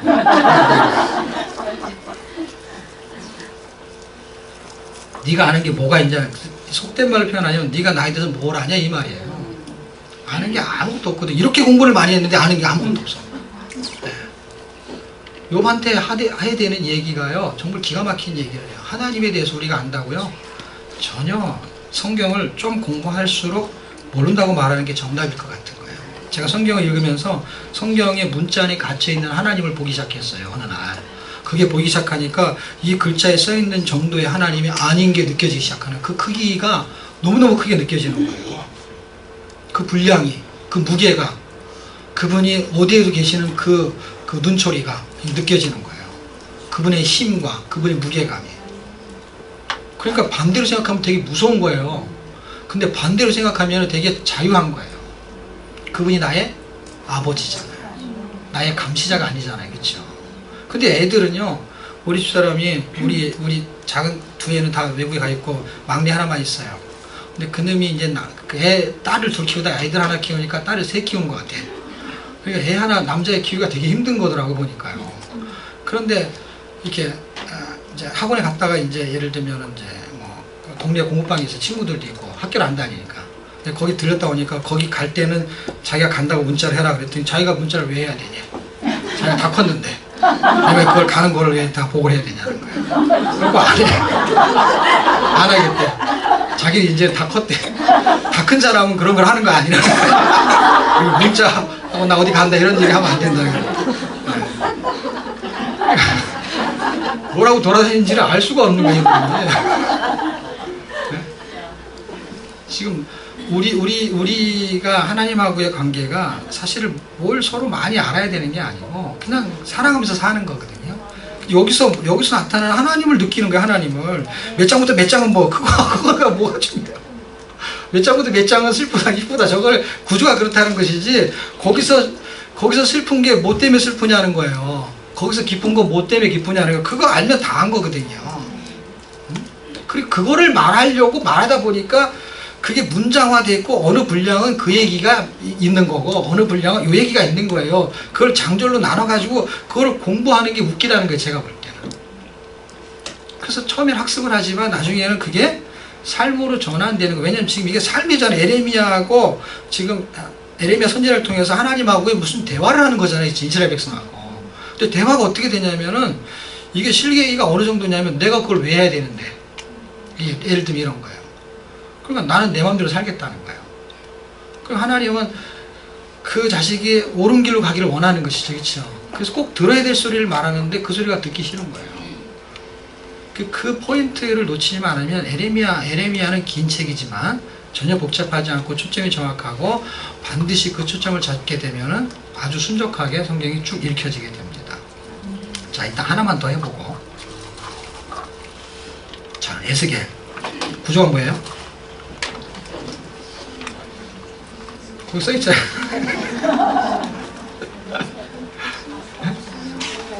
구조가 전부 다 회복이 되니까요. 그걸 구조를 문장으로 만들면 어떻게 된다 그랬죠? 에레미야는 멸망의 포로에서 회복. 집에 가면 잊어버려요. 그 다음에 에레미야가는 진노의 슬픔에서 회복. 그 정도만 알아도요 한 권이 답답하지가 않아요, 여러분. 왜냐하면 이걸 어떻게 정리할지 알기는 알겠는데 말 한마디로 말을 못 해내잖아요. 그럼 이상하게 모르는 것 같아. 그런데 한마디로 정리하잖아. 근데 내용은 잘 몰라. 근데 다 아는 것 같아. 어떻게 그렇게 정확하게 이렇게 초점을 잡으십니까? 이렇게 말한단 말이에요. 그러니까 그 초점을 정확히 잡은 상태에서 그 다음에 읽기만 하면 되는 거잖아요. 그럼 알아지게 돼 있어요. 당연히 알아져요. 어떤 걸 먼저 하는 게 좋을 것 같아요. 여러분 읽고 제가 말하는 초점을 발견하는 게 좋을 것 같아요. 제가 말해주는 초점을 딱 기억하고 읽는 게 좋을 것 같아요. 제가 해주는 방식이 훨씬 유리합니다. 여러분한테는. 왜냐하면 제가 말한 게 틀리지 않는다면 그러면 훨씬 유리합니다. 자, 그러면 에스겔에서 심판이에요. 그리고 후반부에는 회복이에요. 그렇죠? 뭐 어차피 저런 거예요. 멸망이든 진노든 다 그쪽은 다 죄 때문에 발생하는 거예요. 그래서 진노도 그것 때문에 그 다음에 멸망도 그것 때문에 심판도 그것 때문에 뭐 죄 때문에. 그렇지만 하나님은 계속해서 어떻게 해요? 회복을 원하세요. 그럼 이거는 뭐에 대한 회복이죠? 파수꾼의 사명. 예, 파수꾼의 사명은 맞아요.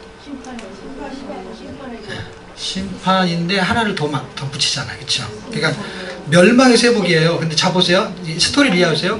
멸망에서 회복이에요. 에레미야. 그렇죠? 멸망에서 회복인데 멸망 때문에 나한테 발생하는 뭐로 인해서 회복이 돼요. 그러니까 보세요. 이렇게 보게 되면은 그냥 그대로 회복이야. 근데 이거를 나를 끌고 들어가야 돼. 나를 끌고 들어가니까 멸망을 하는 거로 인해서 나한테 나타나는 현상이 있어. 그게 뭐냐면 포로 잡혀가는 거야. 그래서 포로 잡혀가니까 멸망의 포로에서 나를 집어넣으셔야 돼. 하나를. 멸망의 포로에서 회복을 해. 자, 2개까지 가르쳐 드릴게요. 이건 만들어 보세요. 두 번째는 내가 그렇게 죄를 져갖고 하나님 진노하셨어요. 그렇죠? 그래갖고 진노를 때문에 나는 뭐 어떤 어려움이 있어요? 슬퍼. 그 진노의 슬픔에서 회복이 되기 때문에 창가가 된다는 거예요. 예를 들면. 그럼 이거는 심판이라는 단어를 썼어요. 앞에. 그렇죠? 심판의 뭐에서 회복이냐고. 저기에 있어요. 단원이 있어요. 아무거나 막 얘기하면 맞출 수 있어요. 근데 저거는 잘 그렇게 생각을 안 하기 때문에 금방 단어가 있는데 쓰질 않아요, 사람들이.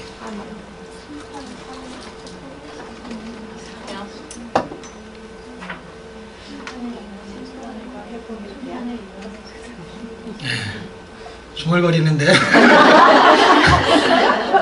대답을 정확한 대답이 없네요. 요거예요, 요거. 심판으로 인해서 성전이 무너져요. 그리고 건물 성전만 무너지는 게 아니라 실제 나도 뭐예요? 성전이죠, 성전. 그렇죠? 그러니까 내가 무너진 거예요, 그렇죠? 그러니까 심판의 뭐에서? 심판의 성전에서 회복해요. 그래서 어떤 성전? 무너진 성전에서. 무너지는 안 쓰는 것뿐이에요. 그냥 설명할 때 쓰는 게 설명할 때. 이렇게 말할 때는 심판의 성전에서. 그래서 성전이 무너지는 거야. 그렇죠? 심판을 받아서. 그 무너져. 거기서 회복하는 거야. 그럼 보세요. 내가 성전이야. 그러면 내가 어떻게 됐다는 거예요? 건물 성전은 무너졌어요. 그렇죠? 그리고 회복하니까 다시 지으면 돼. 그렇죠? 요가 지금 나야.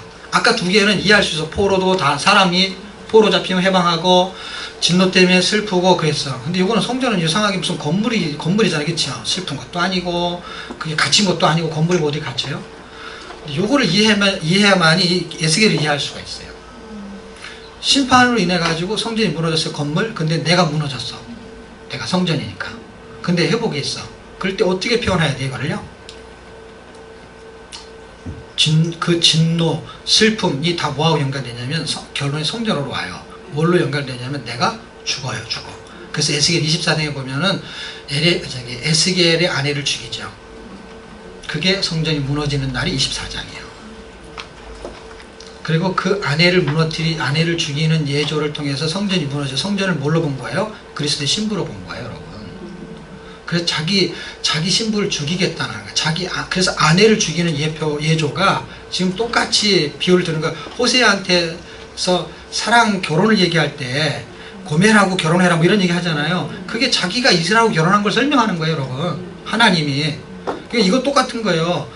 에스겔의 아내를 죽이는 거. 죽어도 슬퍼하지 말아라. 슬프겠어요? 안 슬프겠어요? 솔직히 말하면. 슬픈데 슬픔을 참으라는 얘기를 하는 거지. 슬픔이 없을 거야 이 말이 아니잖아요. 그렇죠? 슬퍼하지 말아라고 한 것이지 슬프지 않다는 얘기가 아니죠. 슬픈데 어떻게 하라는 거예요? 참으라는 얘기예요. 무슨 얘기인 줄 아세요? 엄청나게 슬픈데 참으라는 얘기예요. 무슨 얘기예요? 엄청나게 슬픈데 자기가 참겠다는 얘기예요, 여러분. 하나님이 그 말을 하고 있는 거예요. 근데 우리는 그런 얘기를 잘 이해를 못하는 거예요. 이해를 그냥 공부만 하니까 그냥 무너졌구나. 예조가 그거구나. 근데 지금 예레미야에서 어떻게 알 수 있어요? 예레미야에서 마음을 자꾸 설명하잖아요. 그럼 여기는 마음이 안 나오냐? 저게 마음이에요. 3장. 여기서 기점을 딱 자를 때 어디를 자르냐면요. 둘로 나누는 거는요. 한 장만 알면 돼요. 그게 기점이니까. 그쵸? 여기는 33장이에요. 33장 전으로 나눠지는 거예요. 그쵸? 근데 파수꾼은 어디에 나오냐면 3장에 나와요. 그쵸? 3장에 나오고 33장에 나오잖아요. 이게 되게 삼삼한 장이에요. 삼삼한 이야기 이게 지금요. 외우기도 쉬워요. 그냥 3으로 시작하잖아요. 333. 그리고 딱 끊어지면 앞부분에 어떻게 해요? 앞에도 파수꾼, 뒤에도 파수꾼이야. 근데 앞에는 심판을 예고하는 파수꾼이에요. 그렇게 하다가 죽어 니네들 심판을 경고하고, 경고가 아니라 이거는 그냥 멸망의 확정을 짓는 거죠. 에스겔은. 그런데 33장에 가서는 회복을 말하는 파수꾼이죠. 이렇게 살 수 있어 이래서. 그런데 마른 뼈 얘기가 에스겔이잖아요. 그렇죠? 성전이 무너진 걸 뭘로 보는 거냐면 마른 뼈로 보는 거야. 마른 뼈로. 그래서 무덤에 들어갔어요. 그런데 어떻게 하겠다는 게 하나님은 거기서 꺼내겠다는 거야. 그 회복을 말하는 거예요. 심판의 성전 나예요. 나 이것도 그렇죠? 포로 그 다음에 슬픔 이게 다 나예요. 근데 하나님이 나를 포로 잡히게 하고 슬프게 하고 나를 완전히 죽은 상태에서 어떻게 만드냐? 마른 뼈를 살려내는 회복이란 말이에요. 이 세 개는 그런 회복 시리즈가 흘러가는 거예요. 그 감각을 가지고 읽으셔야 되고 그렇게 되면 내용 전개가 전혀 어렵지 않게 전개가 됩니다. 자, 지금 제가 세 권의 책을 말했는데 에스겔은 다음 주에 할 거예요. 다음 주에 할 건데 세 권의 책을, 왜냐하면 다음 주에는 여섯 권의 책을 해야 돼요. 다니엘, 호세아, 요엘, 아모스, 요바다, 요나. 그런데 에스겔이 12장서부터 다음 주에 하게 돼요. 그런데 에스겔도 48장까지이기 때문에 이 에스겔이 3일치를 정도를 갖고 가요. 그리고 이제 다니엘, 호세아 이런 얘기 좀 나오다가, 그리고 하루치가 5권의 책이 확 지나가요. 소선이서가. 그러니까 지금 에스겔은 다음 주에 해도 돼요. 그렇죠? 다음 주에 하지만 5권의 구조를 이렇게 제가 잡아드려야 되잖아요. 그렇죠? 이게 개수가 많으면은요, 이게 복잡해져요. 점점. 이렇게 장수가 많은 게 아니라 책 권이 많잖아요. 지금 이 세 권에서 확실히 잡으셔야만이 다니엘 이런 데 갈 때 쉬워지는데, 에스겔은 중요하기 때문에 다음 주에 1장부터 다시 전개시킬 거예요. 근데 일단 세 권의 시리즈를 이해하신 상태에서 지금 에레미야하고 에레미야가 요 부분만 볼 거거든요. 오늘 요일치로 가면은 그 부분에서 제가 말한 구조를 물고 들어가셔야 돼요. 멸망하는데 죄 때문에 죄는 어떤 죄로 움직이고, 그 다음에는 이쪽은 약속을 초점으로, 그리고 항상 약속을 해요. 그래서 그 약속 때문에 다윗하고 한 약속, 그걸 내가 지키기 위해서 회복한다. 실제 그렇게 말씀하세요. 그리고 에레미야 31장은 새 언약을 기준으로 다시 회복하는 거예요. 그 새 언약의 실체가 누군지를 이해하셔야 되고. 자, 그럼 이제 요일치로 가겠습니다. 그럼 제가 이제 전체적인 구조를 설명한 거예요. 그래서 요일에 대한 초점을 잡아 드릴 테니까 꼭 놓치지 마시고요. 276쪽 한번 보실래요?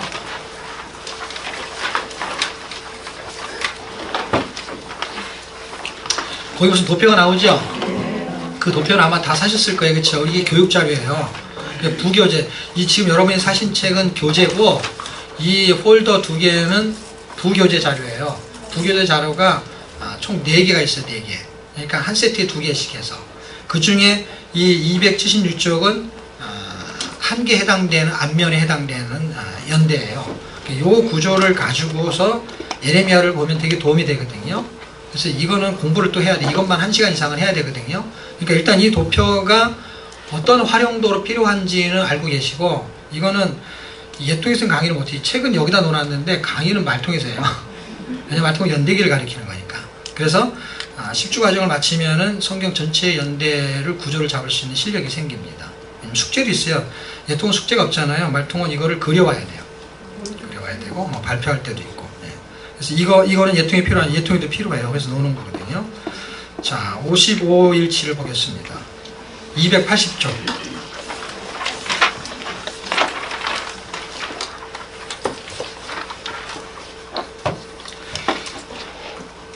제가 오늘 5일치를 할 거거든요. 6일치는 에스겔에 해당이 돼요. 그건 다음 주에 할 거고요. 그래서 5일치를 하는 것 중에서 초점을 잡으셔야 되는데, 그 55일치에서는 에레미야 1장에서 13장까지를 전개시키고 있습니다. 그 전개시키는 구조를, 에레미야 구조를 좀 설명을 해드릴게요. 아까 말한 대로 25장까지는 전반부에 해당된다고 했어요. 그런데 이게 둘로 나눠져요. 그래서 이스라엘의 죄의 당위성은 20장까지로 설명을 했죠. 그럼 21장에서 25장까지는 불순종을 해서 바벨론 포로 잡혀가는 결과를 초래하게 되는 내용이고, 그 다음에 26장에서 45장까지는 결국 이스라엘이 멸망하게 됩니다. 그런데 46장에서 52장은 열국의 멸망과 바벨론의 멸망으로 인해 가지고 돌아올 거에 대한 회복을 상징적으로 보여줍니다. 자, 그게 예레미야에 대한 이야기고요. 이 55일치 13장까지의 이야기는 마음의 죄를 다스립니다. 그래서 아까 제가 말한 대로 이 마음의 죄를 잘 보셔야 되는데, 마태복음 15장을 꼭 보셔야 된다 그랬잖아요. 그래서 우리 책에 마태복음 15장이 써있죠. 찾으셨나요? 금방 보이시죠? 예, 거기 마태복음 15장 19절인데 마태복음 15장 전체를 읽으시면 도움이 됩니다. 자, 여기는 왜 중요하냐면요, 마음의 죄악을 가지고 뭘로 설명하냐면, 우리하고 연관성이 있는데 뭘 설명하려는 거냐면 구원을 설명하는 거야. 여기서도 구원을 설명합니다. 실제로. 그러니까 마음의 죄를 해결해야 돼요. 할례라는 건 다 아시죠? 그렇죠? 그런데 마음의 할례 아시죠? 그렇죠? 마음의 할례, 이 마음의 할례를 안 해서 이스라엘 백성들이 다 심판을 받는 것도 아시죠? 이게 에레미야 9장에 나오는 이야기예요. 에레미야 9장을 읽게 되면 아마 우리 책에도 9장이 있을 거예요. 281쪽 오른쪽 단에 보면은 위에서 두 번째 보라 날이 이르면 써있죠. 거기 보면은 할례 받은 자나 할례 받지 못한 자나 다 하나님 벌하신대, 그쵸? 근데 이방인은 할례를 당연히 안 받았고 유대인은 할례를 받았지, 그쵸? 근데 할례를 받든 안 받든 상관없이 다 하나님께서는 뭔가 벌을 하신다는 거예요. 근데 벌하는 기준이 뭐냐면 모든 민족은 할례를 받지 못하였고 이스라엘에는 무슨 할례를 받지 못했다고요? 마음의 할례. 그럼 이 이야기가 어디에 나오냐면 로마서에 나오게 됩니다. 그리고 그 밑에 로마서 써있지요? 로마서. 그럼 제가 이렇게 써놓은 거는 9장 전체를 읽어보시고 로마서 2장과 3장 초입을 읽어보셔야 돼요. 그래야만이 문장 속 이렇게 하면 공부만 되는 거예요. 여기는 지면이 짧아가지고 제가 말해야 될 설명을 써놓지 않고 그냥 요절만 갖다가 올려놓은 거예요. 그래서 요절만 보면 요절 난다고 했잖아요. 구절구절 보셔야 된다고. 자, 그래서 표면적 유대인은 유대인이 아니고 아까 설명했잖아요. 이스라엘이 어떤 이스라엘이 진짜 이스라엘이냐. 육적으로 태어난 이스라엘을 이스라엘 사람이라고 안 보는 거예요. 지금 예수님 자체가. 그러니까 우리는 육적으로 이스라엘 백성이 아닌데 영적으로 무슨 백성인 거예요? 하나님의 백성이 그거를 이스라엘이라는 이름을 쓰는 거예요. 그래서 같은 이스라엘이라는 이름을 쓰면 안 되니까 앞에다 참자를 붙이는 거예요. 참 이스라엘이라고 말하는 거야. 그러면 진짜 유대인이 누구냐 할 때 이거는 진짜 이스라엘이 누구냐 이 말 하는 거예요. 어떤 게 유대인이냐, 어떤 게 이스라엘 사람이냐, 어떤 게 하나님의 백성이냐, 마음의 할례를 해야 된다는 거예요. 육신의 할례를 하는 걸로는 그냥 구원의 표징을 설명하는 것이지. 어떻게? 그런 식으로 할례를 받은 사람들, 마음의 할례가 이루어진 사람들 어떻게 해요? 그게 서컴시전이 그게 이제 할례를 행하는 게 서컴시전 이게 합성어거든요. 사이클을 가위로 잘라낸다라는 뜻이에요. 그 단어 자체가 서컴시전이. 할례라는 단어 뜻 안에 그냥 단어가 두 개가 서컴시전, 시저, 가위로 뚝 잘라내는 거예요. 죄를 잘라내는 걸 말하는 거예요. 그래서 여러분 여호수아서 같은 거 올리면 거기서 할례를 한번 해가지고 그렇죠? 할례를 하면서 수치를 다 굴러가게 했다, 그렇죠? 길갈 설명할 때 그때 이렇게 싹둑 잘라내는 것을 통해 가지고 이제는 죄를 수치를 벗어버렸다라는 의미를 설명한 거지. 그냥 남자의 생기를 자른 것으로 다 구원을 설명하는 게 아니잖아요. 그 의미를 설명하는 거잖아요. 그 의미를 설명하는 것처럼 그렇게 표면적으로 잘라내는 것으로 구원을 설명할 수 없기 때문에, 그러니까 구원이라고 말할 수 없기 때문에 설명은 구원을 설명할 때 쓰지만 진짜 구원은 마음의 죄를 잘라내는 걸 말하는 거예요. 근데 마음의 죄라는 거는 어떻게 잘라내냐고, 그렇죠? 그러니까 그거를 설명하기 위해서 할례를 설명한 거예요. 그리고 지금 그 얘기를 하는 게 지금 성경이 마음에서 나오는 건데 사람들이 마음에서 죄를 짓는다는 게 지금 출발 자체가 사람들의 마음에서 죄를 짓는데 하나님의 마음에 저 죄를 내가 어떻게 해결했으면 좋겠냐. 죄에 대한 건 반드시 심판. 신약도 마찬가지예요. 그 심판이 어떻게 벌어지느냐? 실제 죽는 거예요. 그러면 회복은 어떤 거냐? 실제 사는 거예요. 두 개가 동시에 등장하면 그걸 복음이라고 하는 거예요. 복음. 죄도 안 졌는데 구원 이런 건 없는 거예요. 죽지도 않았는데 부활 그런 건 없는 거예요. 그러니까 명쾌하게 등장해야 되는 거예요. 그래서 완전히 마른 뼈로 들어가는 에스겔은요 기가 막힌 복음이죠. 그 완전히 죽은 거를 살려내는 거예요. 죽은 거를. 예. 자, 그런 스토리가 전개되는 부분에 뭘로 해결하느냐? 골로새서 2장 11절 마음의 할례로 해결하는 것이고, 마음의 할례는 그리스도의 할례라고 우리 써놨죠. 믿음으로 구원받는 것이 마음의 할례라는 표현을 하는 거예요. 그래서 여러분 유일서로 가게 되면 그런 거 있잖아요. 회개하게 하잖아요. 그렇죠? 회개하게 할 때 어떻게 해요? 마음의 할례처럼 마음이 등장하잖아요. 원래 회개할 때 어떻게 하냐면은 죄를 뒤집어 쓰고 그 다음에 옷을 찢고 금식을 하고 이런 것이 뭔가 회개하는 거예요. 그렇죠? 회개. 돌이키는 거예요. 근데 그렇게 하는데 유엘서를 읽으면 뭐라 그러냐면 성령이 하는 회개, 돌이키는 거는요 옷을 찢는 게 아니라 뭘 찢어요? 마음을 찢잖아요. 근데 오늘 옷을 찢어서 입고 다니잖아.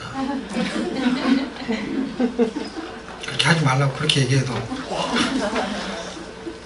어쨌든 지금 55일째에서는 마음의 죄를 어떻게 해결하는지, 그리고 마음의 죄라는 게 어디서 오는 것인지, 그리고 잠언 4장에서는 마음에서 생명이 있다고 말하잖아요. 그렇죠? 마음에서 생명을 구원하는 얘기를 하려는 거예요. 구원하는 얘기. 근데 이렇게 구원받기 전에는 이 죄 때문에 죽어야 된다는 게 그렇죠? 죽는 과정들을 이제 쭉 설명하게 되는 것이죠. 자, 그리고 언약을 파기했다는 거, 기준이 언약인데 언약을 파기하는 거예요. 자, 56일치로 넘어가요. 자, 에레미야 14장에서 25장까지 여기까지가 이제 전반부에 해당되는 이야기가 되죠. 심판의 양면성을 설명합니다. 여기서는. 자, 심판의 양면성은 뭘 말하는 거냐면요, 구원의 양면성이라고 동일합니다. 그래서 그 양면성이 어떻게 나타나냐면 반드시 심판을 해요. 그런데 회복을 해요. 보세요. 십자가가 뜨잖아요. 복음이 뜨잖아요. 그러면은 누군가는 그 복음을 안 믿는 사람은 다 죽어요. 그렇죠? 심판이 움직여요. 그런데 그 복음을 듣는 사람은 누군가는 생명으로 구원이 받아요. 그러니까 십자가 뜨는 복음은 구원만 있는 게 아니라 모두 있어요? 심판도 같이 있는 거예요. 그래서 이 십자가 복음의 양면성은 뭐가 있냐면은 하나는 심판, 하나는 구원이에요. 왜 심판이냐면 이 복음을 안 믿는 사람은 심판, 이 복음을 믿는 사람은 구원. 근데 기준이 뭐예요? 그게 십자가예요. 그러니까 십자가 때문에 그 기준이 없었으면, 그 법이 없었으면, 그 기준이 없었으면, 중앙선 이렇게 그려놓고 침범하는 이런 법을 안 만들었으면 아무렇게나 가도 법이 아니야. 근데 십자가 딱 띄워놓고, 복음을 딱 띄워놓고, 예수님을 띄워놓고 믿을 거냐 말 거냐 하는 기준을 딱 설정해놔서 믿으면 구원, 안 믿으면 심판. 기준이 결국 구원의 양면성은 죄에 대한 심판, 의에 대한 은혜. 그러니까 죄로 인해서 심판을 받아요. 그 다음에 은혜를 받아요. 은혜는 뭐예요? 예수님 때문에 은혜를 받는 거니까 의에 대한 은혜가 되는 거예요. 죄, 의, 대비되죠. 그 이야기가 56일치가 해주는 이야기입니다. 그리고 심판의 당위성을 설명하는데, 당위성은 아까 제가 다 설명을 했습니다. 죄를 계속 설명하죠. 20장 갈 때까지는 설명해요. 그래서 두 단으로 나눠져 있잖아요. 283쪽에 보면 1. 심판의 당위성 써있죠. 14장부터 20장까지 여기는 인간이 죄 때문에 심판을 받아야 된다는 얘기를 쭉 쓰고 있는 거예요. 그런데 두 번째, 사망의 일과 생명의 길, 어떻게 하면 살 수 있느냐, 이 얘기를 하는 거예요. 방법을 제시하죠. 그 다음에 심판의 당위성만 있는 게 아니라 회복의 당위성도 있어요. 근데 그건 설명했죠. 심판의 당위성은 나의 죄 때문이고, 회복의 당위성은 예수님의 의 때문이니까, 그분의 의 때문에. 그리고 그렇기 때문에 사는 길과 죽는 길이 있는데, 그 갈림길을 21장에서 25장에 설명하고 있는데요. 사는 길은 뭐죠? 항복하는 거죠. 그런데 이 사람들이 항복을 해야 안 해요? 안 합니다. 네, 놀랍습니다. 네, 안 합니다. 왜 안 한다고 생각합니까? 하나님을 왜곡되게 알았기 때문에요. 설마 갈대아 사람이 쳐들어오면 하나님이 그렇게 능력이 있으니까 하나님이 구원해 줄 거야 해요. 근데 더 웃기는 건 뭐냐면 하나님이 말하는데 하나님의 말귀를 자꾸 못 알아듣는 거지. 예레미야를 통해 갖고 하나님 말씀해요. 지금 계속 말씀하는데 사람들은 하나님이 그럴 리가 없다는 거야. 그래서 하나님이 할 수 없어갖고 무슨 얘기까지 하냐면, 이 사람들이 21장에 가서 뭐라고 말하냐면, 하나님이 너희가 갈 때가 오면 항복해, 그래야 살 수 있어, 이렇게 말하는데, 이들이 뭐라 그러냐면, 우리가 왜 항복합니까? 하나님이 갈 때를 이겨주면 되는데, 이런 거예요. 그러니까 이 사람들이 왜 혼을 놔야 되는지를 모르는 거야. 하나님이 지금 맨매를 지금 갈대아가 칼이잖아요. 그 다음에 지팡이잖아요. 그러니까 매를 든 거야, 매를. 엄마가 매를 들듯이. 매를 들었는데, 너 잘못했으니까 한 대 맞아. 그런데 내가 널 때릴 거야. 맞으면 아파. 이렇게 얘기했어요. 그럼 뭐 안 때리면 되잖아요. 이렇게 되는 거예요. 때리면 아픈데. 지금 맞으면 아프죠. 이게 갈대가 쳐들어오면 아프죠. 힘들죠. 근데 하나님의 본실을 놓치는 하박국이 노래를 부르잖아요. 근데 이 사람들은 본실을 몰랐기 때문에 우리의 신앙생활하고 비슷하게 계속 힘든 일이 생기면 계속 교회 와서 나만 걷는 고통이라는 노래를 부르면 너무 은혜를 받아요. 그러니까 그들의 심정이 지금 그런 것이죠. 그 지금 하나님의 마음을 잘 눈치채게 되면은 회복의 당위성을 찾을 수 있고 생명의 길을 찾을 수가 있는데, 지금 여기서 벗어날 수 있는 길이 있어요. 이 고난에서 벗어날 수 있는 길은 뭐냐면 바벨론에 지금 갈대아에 항복하라는데, 그 항복하는 게 자존심 상하는 거예요. 이게 어떻게 보면 이게 믿는 사람이고 저쪽은 이방인인 것 같은 거예요. 그러니까 자존심 상하는, 하박국이 하는 얘기가 그 얘기잖아요. 왜 우리가 잘못한 걸 인정하겠다는 거야. 그런데 왜 하필이면은 갈대아 사람이냐 이 말이에요. 왜 내가 잘못해 맞겠는데 왜 하필이면은 그게 골프채냐는 거야. 너무 비싼 걸로 한다는 거야. 기분이 나쁘다는 거예요.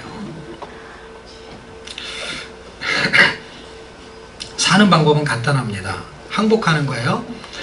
어떤 사람이 항복하냐? 말씀에 항복한 사람이 갈대에 항복했어요. 근데 말씀에 항복하지 않았어요. 하나님의 말씀을 무시하는 사람들은 갈대아 사람한테 항복하지 않아요. 그러니까 하나님의 말씀에 항복하는 사람들이 세상을 이기는 힘이 있는 거예요.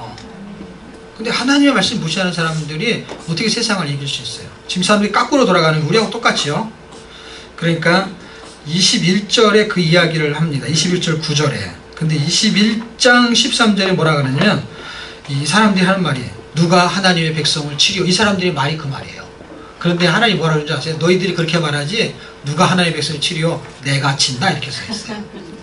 그래서 거기 뭐라고 써 있냐면 내가 너의 대적이다. 갈대아가 아니고 내가 시켰으니까 지금 내가 너를 때리는 거야. 그런데 하나님이 어떤 분인지 눈치를 못 채는 거야. 지금 하나님이 잘못해서 혼을 내고 있는데, 혼을 내고 있는 거를 갈대아를 시켰는데 갈대아를 하나님이 지켜줄 거야. 아니 지금 하나님이 시켰는데 어떻게 지켜줘요? 하나님이 보냈는데 누가 하나님의 백성을 치려? 그러니까 하나님이 뭐라냐면 내가 친다 이렇게. 그게 성경에 써 있단 말이에요. 그만큼 이 사람들이 눈치가 없었어요. 지금. 그런데 이 사람이나 우리나 별반 다르지 않아요. 우리는 되게 맞아야 정신을 차리고 그때 눈치를 채야 되는데 눈까지 맞고 눈치를 챌 수가 없어요. 왜냐하면 사람들이 눈탱이만 늘 그렇게 말하잖아요. 어딜 때리지 모르겠는데 눈탱이 밤탱이 꼭 맞으면 거기 맞은 게 아닌데도 꼭 눈탱이 밤탱이 됐다 그러잖아요. 그 눈을 때라고 눈치를 못 채게 만들어. 눈치채면 이게 성경이 재밌습니다. 그리고 뭐라 그럴까요? 성경의 내용이 정말 적나라합니다. 정말 내 모습을 너무 정확하게 보여줘요. 그리고 우리가 그렇게 눈치가 없는 거, 그걸 발견한 사람이 눈치 있는 사람이야. 내가 눈치가 없었구나 하는 걸 발견해 눈치 있는 사람인데, 이상하게 그걸 눈치를 못 채는 사람이 자기는 눈치가 많다고 생각해요. 늘 그런 것 같아. 인생이 술에 취한 사람이 술에 안 취했다고 말하는 거하고 똑같은 것처럼 뭔가를 자기는 잘 몰라. 남들은 다 알고 있는데 자기만 몰라. 자기만 모르는 거를 자기가 몰라. 남들은 겉에서 보기 때문에 나를 잘 알아. 사실 나보다 잘하는 사람이 누구냐면 다른 사람이거든요. 다른 사람은 맨날 그 사람을 쳐다보는데 자기는 거울이나 많이 쳐다보지. 자기를 잘 몰라요. 언제 사람이 기분 나빠하게 되냐면 자기가 똑같은 사람 만날 때 기분 나빠한대요. 드디어 적수를 만났구나. 자, 그게 56일치고 57일치로 가겠습니다. 57일치에서는 드디어 새 언약이 등장하죠. 31장에 새 언약이 등장하잖아요. 자, 등장하는데 선지자가 계속 외쳐요. 외치는데 이 사람들이 선지자가 선포한 말씀을 듣지 않아요. 자, 보세요. 그 당시에 선지자가 선포한 말씀을 바룩이라는 사람이 기록을 해요. 그렇죠? 그래서 우리가 읽어요. 그렇죠? 그러니까 그 당시에는 선포된 말씀이고 지금은 기록된 말씀이에요. 그러니까 기록된 말씀을 선포된 말씀으로 듣기만 한다면 이거는 놀라운 현상이 일어날 겁니다. 근데 예레미야가 하나님의 말씀을 선포해요. 근데 이걸 누가 받아 적냐면 바룩이 받아 적어요. 그래서 기록된 말씀으로 우리한테 전달이 되고 있는 건데, 이렇게 선포했을 때 사람들이 이 말씀을 들어요. 듣는데 대부분의 사람들이 예레미야 말을 잘 안 듣습니다. 그러니까 선지자가 선포한 말을 듣지 않는 이유는 뭐냐면 간단해요. 내 생각하고 다른 거예요. 우리가 왜 성경을 읽고 안 믿는 줄 아세요? 성경을 모르는 게 아니에요. 그냥 안 믿는 거예요. 안 믿는 거. 네. 모르는 거는 어떻게 믿어요? 모르는 건 그냥 모르는 거지. 근데 뭘 알았어요. 공부해가지고 그냥 알기만 하고 끝나는 거야. 믿지는 않아요. 믿지는. 그 들었어요. 듣는데 듣기 싫은 소리야 이게 딱. 우리한테 요구하는 거 왼수를 사랑하라 듣고 싶은 소리가 아니야. 왼수는 죽여라. 아니면 왼수는 먹을 걸 주지 말아라. 왼수는 뭐 고생을 해도 싸다. 뭐 이런 말이 있어야 속이 시원한데 왼수를 잘해주라고 하는데 그 왼수가 나하고 상관없는 사람이 괜찮은데 왼수가 내 옆에 있는데 이걸 같이 읽으라고 하면은 굉장히 불편한 거예요. 이게. 근데 왼수들이 집에서 한 명씩 다 있잖아요. 그리고 집도 안 나오고 나갔다 다시 들어오고 나갔다. 방마다 한 명씩 앉아 있어요. 거실에 나오면 원수 회의를 해. 모든 가정이 그렇지는 않습니다. 화목한 가정도 있는데 뭔가 왼수라는 게 이렇게 멀리 있는 게 아니거든요. 오죽하면 예수님이 집안 사람이 왼수다 이렇게 말할 좀 성경에도 써 있잖아요, 그렇죠? 그만큼 뭔가 이렇게 대화가 잘 안 되고 이렇게 불편하게 하는 그런 성향들을 인간이 다 갖고 있는 거예요. 그러니까 서로에게 원수인 거예요. 저 사람이 나한테 원수인데 나는 저 사람한테 그럼 뭐겠어요? 그런 걸 원수지간이라 그래요. 그러니까 홀로 원수가 성립이 안 돼요. 그러니까 나도 누군가한테 원수인 거예요. 그러니까 그게 무슨 뜻이냐면 나도 누군가를 불편하게 했다고 불편하게. 꼭 그 사람을 막 해코지라고 막 죽이고 막 이런 게 아니고 돈 뺏고 그런 게 아니라도 내가 있으면 누군가한테 불편한 거예요. 뭔가 눈초리도 그렇고 옷 입고 오는 것도 그렇고 말투도 그렇고 그냥 괜히 그것 때문에 나를 싫어하는 사람이 있어요. 그런데 왜 선지자의 선포를 듣지 않냐면 그때나 지금이나 내가 듣고 싶어하는 소리를 안 해주는 거야. 성경도. 그러니까 듣고 싶은 소리를 들어야만이 성경이 읽히는 거예요. 재밌는 거예요. 그러니까 이런 거죠. 듣고 싶은 소리는 아니야. 그걸 인정합시다. 그런데 뭘로 인정하면 회복이 가능하냐면 들어야 될 소리로 들으면 괜찮아요. 내가 듣고 싶은 소리 아니야. 부자 되십시오. 나 이 소리가 듣고 싶어. 예를 들면. 그런데 그 소리가 듣고 싶은데 그 소리는 안 해. 근데 뭔가 다른 소리를 해요. 다른 소리. 근데 내가 이걸 꼭 들어야 되라고 생각한다면 들을 수 있을 거예요. 나한테 이게 피가 되고 살이 되고 약이 된다면 지금 당장은 기분이 별로 안 좋아. 그렇지만 이런 얘기를 해주는 사람도 없어. 그런데 성경이 나한테 들어야 될 소리를 말하고 있어요. 아마 이걸 목사님이 말하면 그게 안 나갈지 몰라. 아니면 어떤 성도가 말하면 그 사람하고 구역 바꿔버려. 그런 말임에도 불구하고 내가 들어야 돼. 근데 들으면은 나도 모르게 그렇게 해. 그런데 성경이 그걸 가감없이 해주거든요. 이게 나한테 하는 소리로 들리게 된다면, 내가 꼭 들어야 될 소리로 듣게 된다면 반드시 변화가 일어나게 될 거예요. 그러나 변화가 잘 안 일어나는 이유는 간단합니다. 왜냐하면 그런 선지자 말은 대부분이 안 들어요. 그리고 거짓 선지가 하는 말을 들어요. 왜 그런지 아세요? 이 본문에 나오는 이야기예요. 하나냐라는 사람이 있었어요. 그렇죠? 그래서 거짓 선지자는 하나냐가 아니야. 그렇죠? 거짓 선지자는 하나냐? 둘이냐? 셋이냐? 참 선지자가 하나냐야. 이게 사람 이름이에요. 하나냐가. 이게 이름이 어떻게 그렇게 생겼나 몰라? 하나냐? 끝나가지고 물어보는 것 같아요. 근데 이게 거짓 선지자예요. 근데 거짓 선지자가 하나냐가 아니잖아 지금. 거기 보면 아합도 나오고 시드기야도 나오고 스마일도 나오고 여기 성경 나온 인물만 해도 몇 명이나 돼요. 그러니까 되게 많은 거예요. 근데 참 선지자야말로 하나냐지, 그치? 예레미야가 딱 하나잖아 이게. 근데 이 하나냐가 뭐라 그랬냐면 하나님이 예레미야를 통해 갖고 포로에서 귀환할 때, 그때가 2차 포로 잡혀갔을 때 이 이야기가 나올 때 그때 70년은 지나야 돌아온다 그랬어. 그러면은 이걸 듣고 있는 사람은요 너무 황망스러운 거예요. 왜냐하면 자기 때 일어나지 나 자기는 그냥 포로 살다가 죽어버리는 거야. 그리고 아마 자기가 애를 한 10살짜리 애를 데리고만 있어도 너무나 거북한 거야. 걔가 인생 다 살 때까지 80이 돼야 되는 거잖아. 10살짜리면. 그러니까 얘가 아직 결혼도 안 했는데 이런 애들이 거의 죽을 때까지 포로로 살다가 그때나 회복이 되는 거야. 그게 사실이라고 해도. 그러니까 마음이 전부 다 불편하고 힘든 거야. 근데 하나님이 딱 나타나갖고 2년이면 돌아오겠다.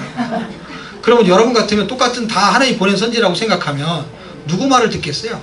하나냐는 거지. 하나가 아니라니까 듣는 그 사람 말을 듣는 거예요. 근데 지금도 마찬가지고 그때 똑같은 게 사람의 귀가 그런 거거든요. 내가 듣고 싶은 소리야. 근데 들어야 될 소리는 아니죠. 왜냐하면 하나님이 뭐라 그러냐면 내가 그를 보내지 않았다는 거예요. 그러니까 그 사람 말이 내가 듣기에는 달콤한데 하나님의 소리는 아닌 거예요. 그러니까 하나님의 소리가 아닌 거에 넘어지면 안 된다는 거예요. 그게 듣고 싶은 소리는 맞아요. 그렇지만 들어야 될 소리는 아닌 거예요. 왜냐하면 들어야 될 소리는 에레미야가 해주고 있거든요. 지금 57일에는 굉장히 중요한 들어야 될 소리와 듣고 싶은 소리를 잘 구분하셔야 될 것입니다. 그리고 그 내용이 들어있어요. 진짜로. 듣고 싶어 하는 소리를 말해요. 거짓 선지자 희한하게. 그렇지만 참 선지자는 들어야 될 소리를 말하기 때문에 이상하게 40년 50년 목회를 해 에레미야가. 근데 교인이 딱 한 명밖에 없어. 바룩 하나밖에 없어요. 이 보통 교인이 한 명밖에 없으면 어떻게 목회를 할지 몰라. 그래도 그 목회를 해내는 거 보세요. 대단하지, 그쵸? 바룩이 45장에 가면 바룩은 구원받아요. 바룩은 구원만 45장은 바룩을 위해서 썼어요. 바룩. 자기가 쓰니까 45장이 되게 짧아. 미안했는지 조금밖에 안 썼나 봐. 45장이 되게 짧아, 이상하게. 근데 45장은 바룩의 구원이에요. 하나님은 바룩은 구원시킨다고요. 그렇게 글을 아예 바룩 예레미야를 통해 갖고 바룩이 받아 적게 만드는데 이걸 받아 적을 때 바룩이 얼마나 기뻤을까 하는 생각이 들더라고. 내가 너는 살려줄게. 하나님은 바룩을 구원하십니다. 참 선지자 옆에 붙어만 있어도 그런 은혜가 있어요. 벼룩이라고 할 걸 바룩이라고 했나 봐요. 어쨌든 58일치 58일치로 하겠습니다.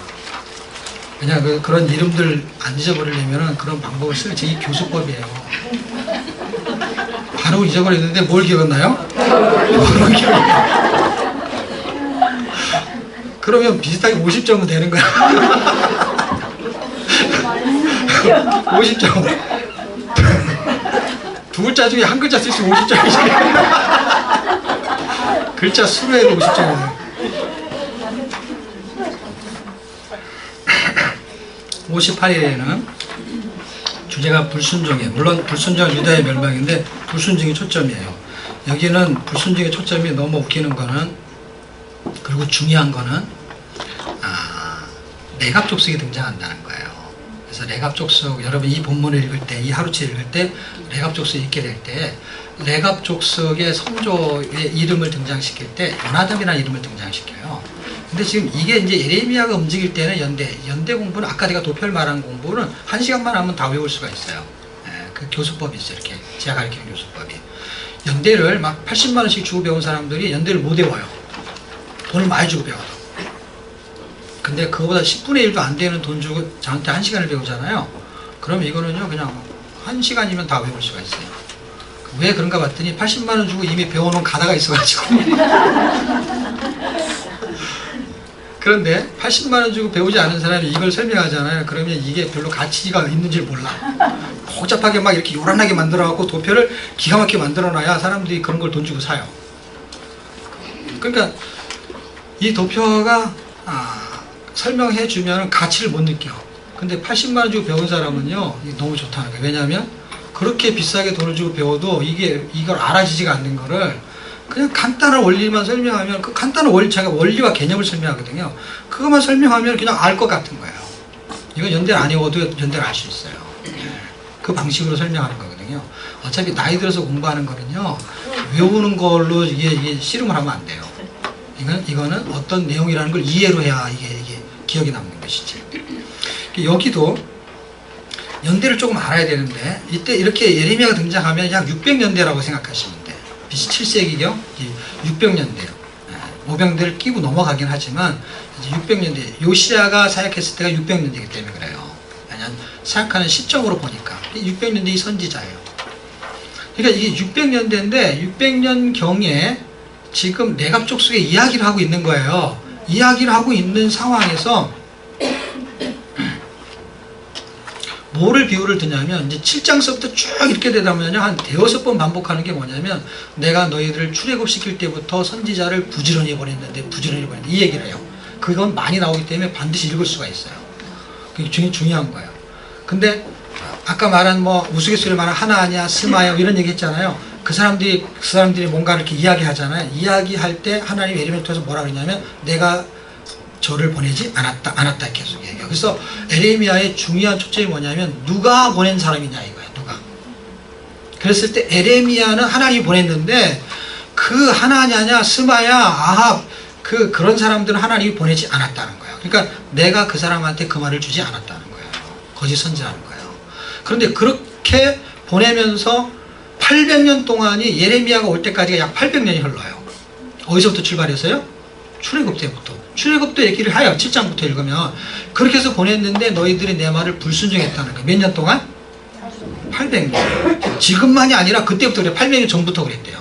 줄기차게 불순종했대요. 하나님이 뒤끝이 쩐다는 거 아셔야 돼요. 제일 자식들이 싫어하는 게 뭔 줄 아세요? 지금 오늘 잘못했어. 근데 10년 전 거부터 쫙 얘기해갖고 오늘 것까지 얘기하려면 아직 1시간 남았어. 오늘 잘못한 것 때문에 지금 불려왔어요. 그런데 네가 말이야 전에 말이야 하고 얘기하는 게 어제 것도 아니고 그제 것도 아니고 작년 것도 아니고 어떻게 보니까 10년 전 거부터 얘기하는 거야. 쭉 얘기해가지고 그러면은요 아주 질리는 거예요. 뭐 하나 잘못하게 되면은요 벌써 이게 이렇게 현기증이 나는 거야. 그런데요 하나님이 아주 끝내주더라고. 800년 전부터를 쫙 또 읽으면은 또 나오고 또 나오고. 예레미야가 왜 기냐면 하나님이 그런 얘기 자꾸 반복하세요. 그래 한 얘기 또 하고 한 얘기 또 하고 내가 그때 보냈는데 그때가 아니지만 또 해서 중간에 무슨 사건 벌어지잖아. 그러면 또 얘기해. 사건이 벌어지는 기점마다 부지런히가 나와. 부지런히. 하나님이 얼마나 부지런하신지요. 그러니까 그때부터 보냈다는 거야. 예수님 올 때까지 계속 보냈다는 거야. 그게 포도원 비유예요. 선지자를 보내고 이거 죽이고 돌로 치고 그러잖아요. 마지막에 누굴 보내냐? 그 아들을 보내면 그도 죽이는 거예요. 그러니까 여기 아직 가기 전이거든요. 가기 전인데 거기까지 해야 되는데 일단은 에레미야 때까지가 800년이에요. 이거를 그 800년 전부터 계속 얘기를 해요. 그래서 사람들이 이거 안 읽나 봐. 질려가지고. 그런데 그렇게 해도 너희 불순하는데 그럼 하나님이 말했는데 여기는 자기 조상이 말했다는 거야. 자기 조상이 요나답이에요. 요나답이 언제 말했냐면 약 200년 전에 말했어요. 200년 전이면 600년에서 200년 더 몇 년이에요? 800년 되잖아요. 그렇죠? 840년경에 누가 왕을 하냐면 에후라는 사람이 왕을 해요. 역사 공부를 좀 하셔야 돼요. 역사 공부를 따로 배워야 돼요. 따로. 그거가 이제 이렇게 유기적으로 이렇게 딱 이렇게 시줄과 날줄 연결이 되면 이게 되게 재밌단 말이에요. 그냥 스토리를 이렇게. 주석도 필요 없어요. 그냥 이게 스토리예요. 그냥 성경만 읽으면 다 알 수 있는 거예요. 성경만. 그런데 이걸 조직적으로 공부를 하게 되면 시간을 굉장히 단축시킬 수 있어요. 단축시켜서 제가 몇 가지 가리키는 역사적인 핵심을 깨면은 이게 시줄과 날줄, 구속사와 그 다음에 연대와 구속사를 이렇게 꿰야 돼요. 왜냐하면 시간이 흘러가는 속에 크로노스라는 시간이 쭉 흘러갈 때에 어느 사건이 딱 벌어지면은 그게 카이로스예요. 시간이 이렇게 이렇게 흘러가 이렇게 쭉. 그러다가 어떤 사건이 위에서 딱 떨어지면은 탄생, 죽음 이런 게 카이로스인 거예요. 그걸 하나님의 때 경륜이라고 말하는 거예요. 그게 하나는 연대기고 하나는 구속사 두 개를 같이 알아야 되는 거예요. 그래서 일단은 두 개를 다 설명할 수 있어요. 동시에. 그러면은 32주로 해야 돼요. 아니면은 한 3시간씩 하든가 한번 강의를. 그러면 이제 역사 설명하고 또 설명하고 하면 되니까. 에후라는 사람이 등장할 때 한 840년경이 돼요. 그 에후라는 사람은 반란을 일으킨 사람이에요. 북이스라엘이고. 그런데 하나님이 기름을 부었어요. 놀라운 일이에요. 반란을 일으켰는데 하나님이 기름을 부었어요. 그 엘리야라는 시대 때에 엘리야한테 하나님이 뭐라고 얘기했냐면은 엘리사한테 기름 부라는 거 아시죠? 그렇죠? 그런데 지금 엘리사한테 북이스라엘의 왕을 지금 하고 있는데 그놈 대신 왕할 사람 따로 주겠다는 거예요. 이 아들이 아닌 다른 사람. 에후한테 기름을 부라는 거예요. 그리고 너미 나라 왕도 자기가 임명을 해. 그래서 아람 나라의 왕을 임명하죠. 하자로 시작해. L자로 끝나. 가운데 사자가 돼. 하사엘이라는 사람한테 기름을 부라는 거예요. 그래가지고 아람 나라의 왕이 하사엘이 되고요. 북이스라엘 왕이 에후가 돼요. 그게 그것도 거의 같은 시기예요. 엘리야는 약간 좀 뒤의 시기예요. 할 일이 뭐냐면 왕이 돼갖고 무슨 일을 하게 만든 거냐면요. 아합의 계열의 씨를 다 멸절시키는 거가 목적으로 세우는 거예요. 그 일을 할 때 에후도 그 일을 해요. 그 일을 할 때 누구를 데리고 가냐면요, 요나답을 데리고 가요. 그래서 요나답이라는 이름이 그때 딱 한 번 나와요. 예. 그래서 요나답을 데리고 가요. 그러니까 무슨 일, 하나님이 원하는 일을 하셨던 거예요, 이 사람들이. 근데 요나단이 뭐라고 얘기했냐면, 너희들이 이 이스라엘 백성 이 틈방에 살아남으려면은 집을 짓지 말아라. 그 다음에 포도주를 마시지 말아라. 크게 두 가지에 이렇게 지침을 내렸어요. 근데 이거를 200년 동안 지키는 거, 누가 우리는 지금 엄마 아빠가 시퍼렇게 살아있어도요, 몰래 가서 담배 피고, 포도주 마시고. 예? 근데 이거는 200년이 지났는데 이걸 지키는 거야. 이 이야기를 끄집어내는 거예요. 이 내갑 족속이 하나님이 얼마나 기뻐했는지 아세요? 복을 주는 거야, 하나님 복을 주는 거야. 예? 그 법궤를 갖고 왔던 누구죠? 법궤를 찾아온 오벳에돔 집을 굉장히 축복하지 하나님이요. 꼭 그런 것처럼 이 내갑 족속을 축복하는데, 이 내갑 족속이 누군가를 역대기를 읽으면 족보가 나와요. 족보를 찾아보니까 이 사람들이 겐 족속이에요. 겐 족속의 후손들 중에 요나답이 있고 레갑이라는 사람이 있는 거예요. 그래서 겐 족속인데, 겐 족속은 어디 나오냐면은 출애굽할 때 모세의 장인 이드로가 무슨 족속이에요? 잘 모르죠? 모세의 장인 이드로가 겐 족속이에요. 그러니까 이방이란 말이에요. 그런데 이 사람들이 하나님의 축복을 엄청 받는 거예요. 그때까지, 예수님이 올 때까지. 자, 600년이니까 지금 여기서부터 600년에서 또 600년이 지나야 예수님이 오잖아요. 그렇죠? 그런데 이때까지도 계속 이걸 지킨 거야. 그럼 보세요. 거기다 200년 지켰는데 600년을 더하면 800년이죠. 이 사람들은 800년 동안 그렇게 해왔다는 거예요. 우리가 역사를 보면. 이 사람들은 어떻게 해요? 거기다가 800년에 600년을 더 해야 되겠죠. 더 길어, 그렇죠? 이쪽은 더 길게 불순종이고 여기는 길게 순종인 거예요. 200년 끝나는 게 아니에요. 800년까지 가요. 그러니까 이 사람들 집을 짓자니까 목동 같은 일이에요. 그렇죠? 목자. 그래서 누가복음에 나오는 목동이 있죠. 목자가 있죠. 그 천사가 나타나갖고 예수님을 경배하라고 하죠. 그 사람들이 겐 족속이에요. 그러니까 내갑 족속이란 말이에요. 하나님께 순종하는 사람들이 어마어마한 복을 받는 거예요. 하나님을 만나잖아요. 하나님을 만나는 거 그들이 노력한 게 아니에요. 마태복음에 나오는 동방박사는요, 공부를 했단 말이에요. 연구를 했단 말이에요. 예수님 그 별을 보고. 이 사람들은 자기 일을 성실하게 한 거예요. 어떤 게 더 복된 것 같아요? 돈을 많이, 경영을 공부하고 돈을 많이 버는 것도 그 수고의 대가를 지불 받는 거예요. 그렇죠? 근데 이 사람은 경영 공부도 안 했어요. 근데 성실하게 자기 일을 했는데 롯데에 당첨이 됐네. 네? 완전 로또죠, 이게 뭐. 목자 일 하다가 예수님을 만난 거예요. 네. 그 근처에 있는 겐 족속을 쓴 거예요, 하나님이. 레갑 족속이죠, 거기가. 여러분, 순종이 지금 당장에는 뭔가 집도 없고, 뭔가 절도 없고, 교회만 있지만, 뭐 그런 상황에서 우리가 하나님을 섬긴다면, 순종한다면, 하나님을 만나는 그런 기가 막힌 일들이 벌어지고, 이스라엘이 멸망할지라도 그 말씀을 붙잡는 바룩 같은 사람은 반드시 살리시겠다는 것입니다. 자, 마지막 하루치, 그게 59일.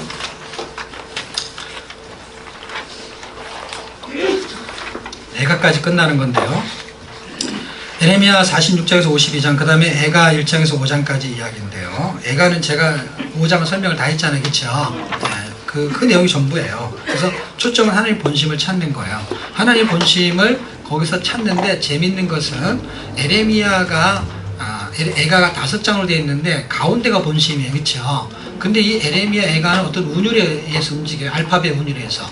그래서 철자법에서 움직여서 알렙서부터 이렇게 출발해가지고 이렇게 숫자가 쭉 나오는 거를 한 절에 첫 번째 알파벳, 뭐 예를 들어 쉽게 말하면 영어로 말하면 A, B, C 이렇게 해갖고 문장을 만들어요. 이게 되게 굉장히 시적인 거예요. 시적이에요. 그래서 한 장이 다 22절로 끝나. 그런데 3장만 이걸 3번 반복해요. 22 곱하기 3은 몇이에요? 66이죠. 그래서 66을 절반으로 딱 자르면 몇이에요? 네, 그러니까 이거를 절수로 계산해도 가운데 정확한 데가 다 22장으로 되죠. 양쪽 22장이잖아요. 그렇죠? 아니 22절씩 요 가운데만 66절이잖아요. 가운데 3장에서도 정확하게 가운데가 어디예요? 33절이죠. 거기에 하나님의 본심이 딱 숨겨져 있는 거예요. 왜 그럴까? 가운데 있으니까 본심이죠. 중심이죠. 야, 성경은 어떻게 그렇게 과학적으로 계산해도 딱 가운데 있어. 절수까지. 그런데 그 가운데다가 하나님의 본심이 숨겨져 있습니다. 그 하나님의 본심은 재앙으로 인해서 멸망하고 심판받고 죽고 어려움을 당하는 게 아니라는 거예요. 장래에 소망을 주는 거예요. 하나님은 부모의 마음하고 똑같은 것 같아요. 때리는 게 목적이 아니고 훈계하는 게 목적이 아니라 그걸 통해서 바른 길을 제시하는 거예요. 옳은 길을 제시하는 것이죠. 그거를 빨리 깨닫는 것이 뭐냐? 죄를 안 지면 좋지만 다 죄인이잖아요, 우리가. 그렇죠? 그러니까 다 잘못할 수 있어요. 그러니까 빨리 눈치채는 게 그게 복된 사람인 거예요. 그게 부러지기 전에, 혼나기 전에. 그게 거의 둘째 아들이 그러잖아요. 둘째가 그러잖아요. 첫째가 막 혼나고 있으면 둘째는 막 암송하고 막 성경 읽고 막 양치질하고 여러 가지 동시에 한꺼번에 하는 거예요. 엄마가 이게 양치질하고 그 숙제해놓고 뭐 이렇게 시키는 거 있잖아요. 그런 거 하는데 안 하고 TV를 보다가 엄마가 딱 왔네. 신방 갔다 와서 TV 봤냐니까 안 봤다는 거예요. 그래서 엄마가 TV에다 안수를 딱 하니까 TV가 뜨끈뜨끈한 거예요. 그러니까 옛날 얘기, 요새는 그렇게 안 되는데 애들은 알 수가 없어. 엄마는 너무 신통한 거야. 이렇게 안수기도만 해도 TV 본 거가 확인이 돼. TV를 안 봤다고 시침을 떼는데 TV가 이상하게 뜨거운 거예요. 그러니까 아이들은 절대 모를 줄 알았지. 엄마가 막 귀신 같은 거야. 엄마가 너무 무서운 거야. 귀신하고 같이 사니까. 영문을 몰라. 혼나도 영문을 몰라. 어떻게 이해가 안 돼요. 어떻게 저걸 알았을까? 어떻게 알았을까? 옛날에 CCTV도 없는데. 그래가지고 혼나면요, 그냥 그래도 안 했다 그러는데 둘째는요, 눈치가 엄청 빨라. 그래가지고 벌써 양치질하고 그 다음에 성경 읽을 거 펼쳐놓고 막 암송하고 막 하면서 이렇게 쳐다봐가면서 이게 지금 하나님이 이렇게 말한다니까요. 여러분 대선에서 읽어보십시오. 읽어보시면 어떤 얘기가 나오냐면 그 북쪽의 이스라엘은 그렇게 잘못해서 멸망할지라도 이렇게 써있어요. 너희 유다는 왜 그걸 따라서 하느냐. 빨리 눈치를 채고 돌아와야 되는데 그들이 아수르한테 멸망할 때 그렇게 살면 안 돼, 불순하면 안 되는데 아차하다가 당했대요. 그래서 아수르한테 당했대요. 그런데 남쪽 유다는 그거를 바라만 보다가 당해가지고 바빌론한테 당했대요. 그게 바라볼 일이 아닌 거예요. 그게 아차하다 당한 거는 본보기로 당했고, 그리고 성경에 글씨까지도 그렇게 써 있어요. 너희는 그렇게 되면 안 되지 않느냐, 유다는. 그러니까 지금 성경을 통해 눈치를 채셔야 됩니다. 하나의 본심을 눈치채게 되면 하나님은 우리에게 회복을 원하십니다. 지금 반드시 힘든 건 사실이에요. 하나님 회복을 원하세요. 유다의 회복과 하나의 본심, 본심을 눈치채면 마지막은 결론이 그렇습니다. 59일치를 통해서 애가까지 우리가 봤는데요. 거기까지 보시는 동안에 하나님의 마음을 이해하시고 본심을 눈치채게 되면 회복이 있고 또 하나님 회복하실 것에 대한 기대감이 있고 소망이 있습니다. 그런 소망의 한 주가 되시기를 주의 이름으로 축복합니다.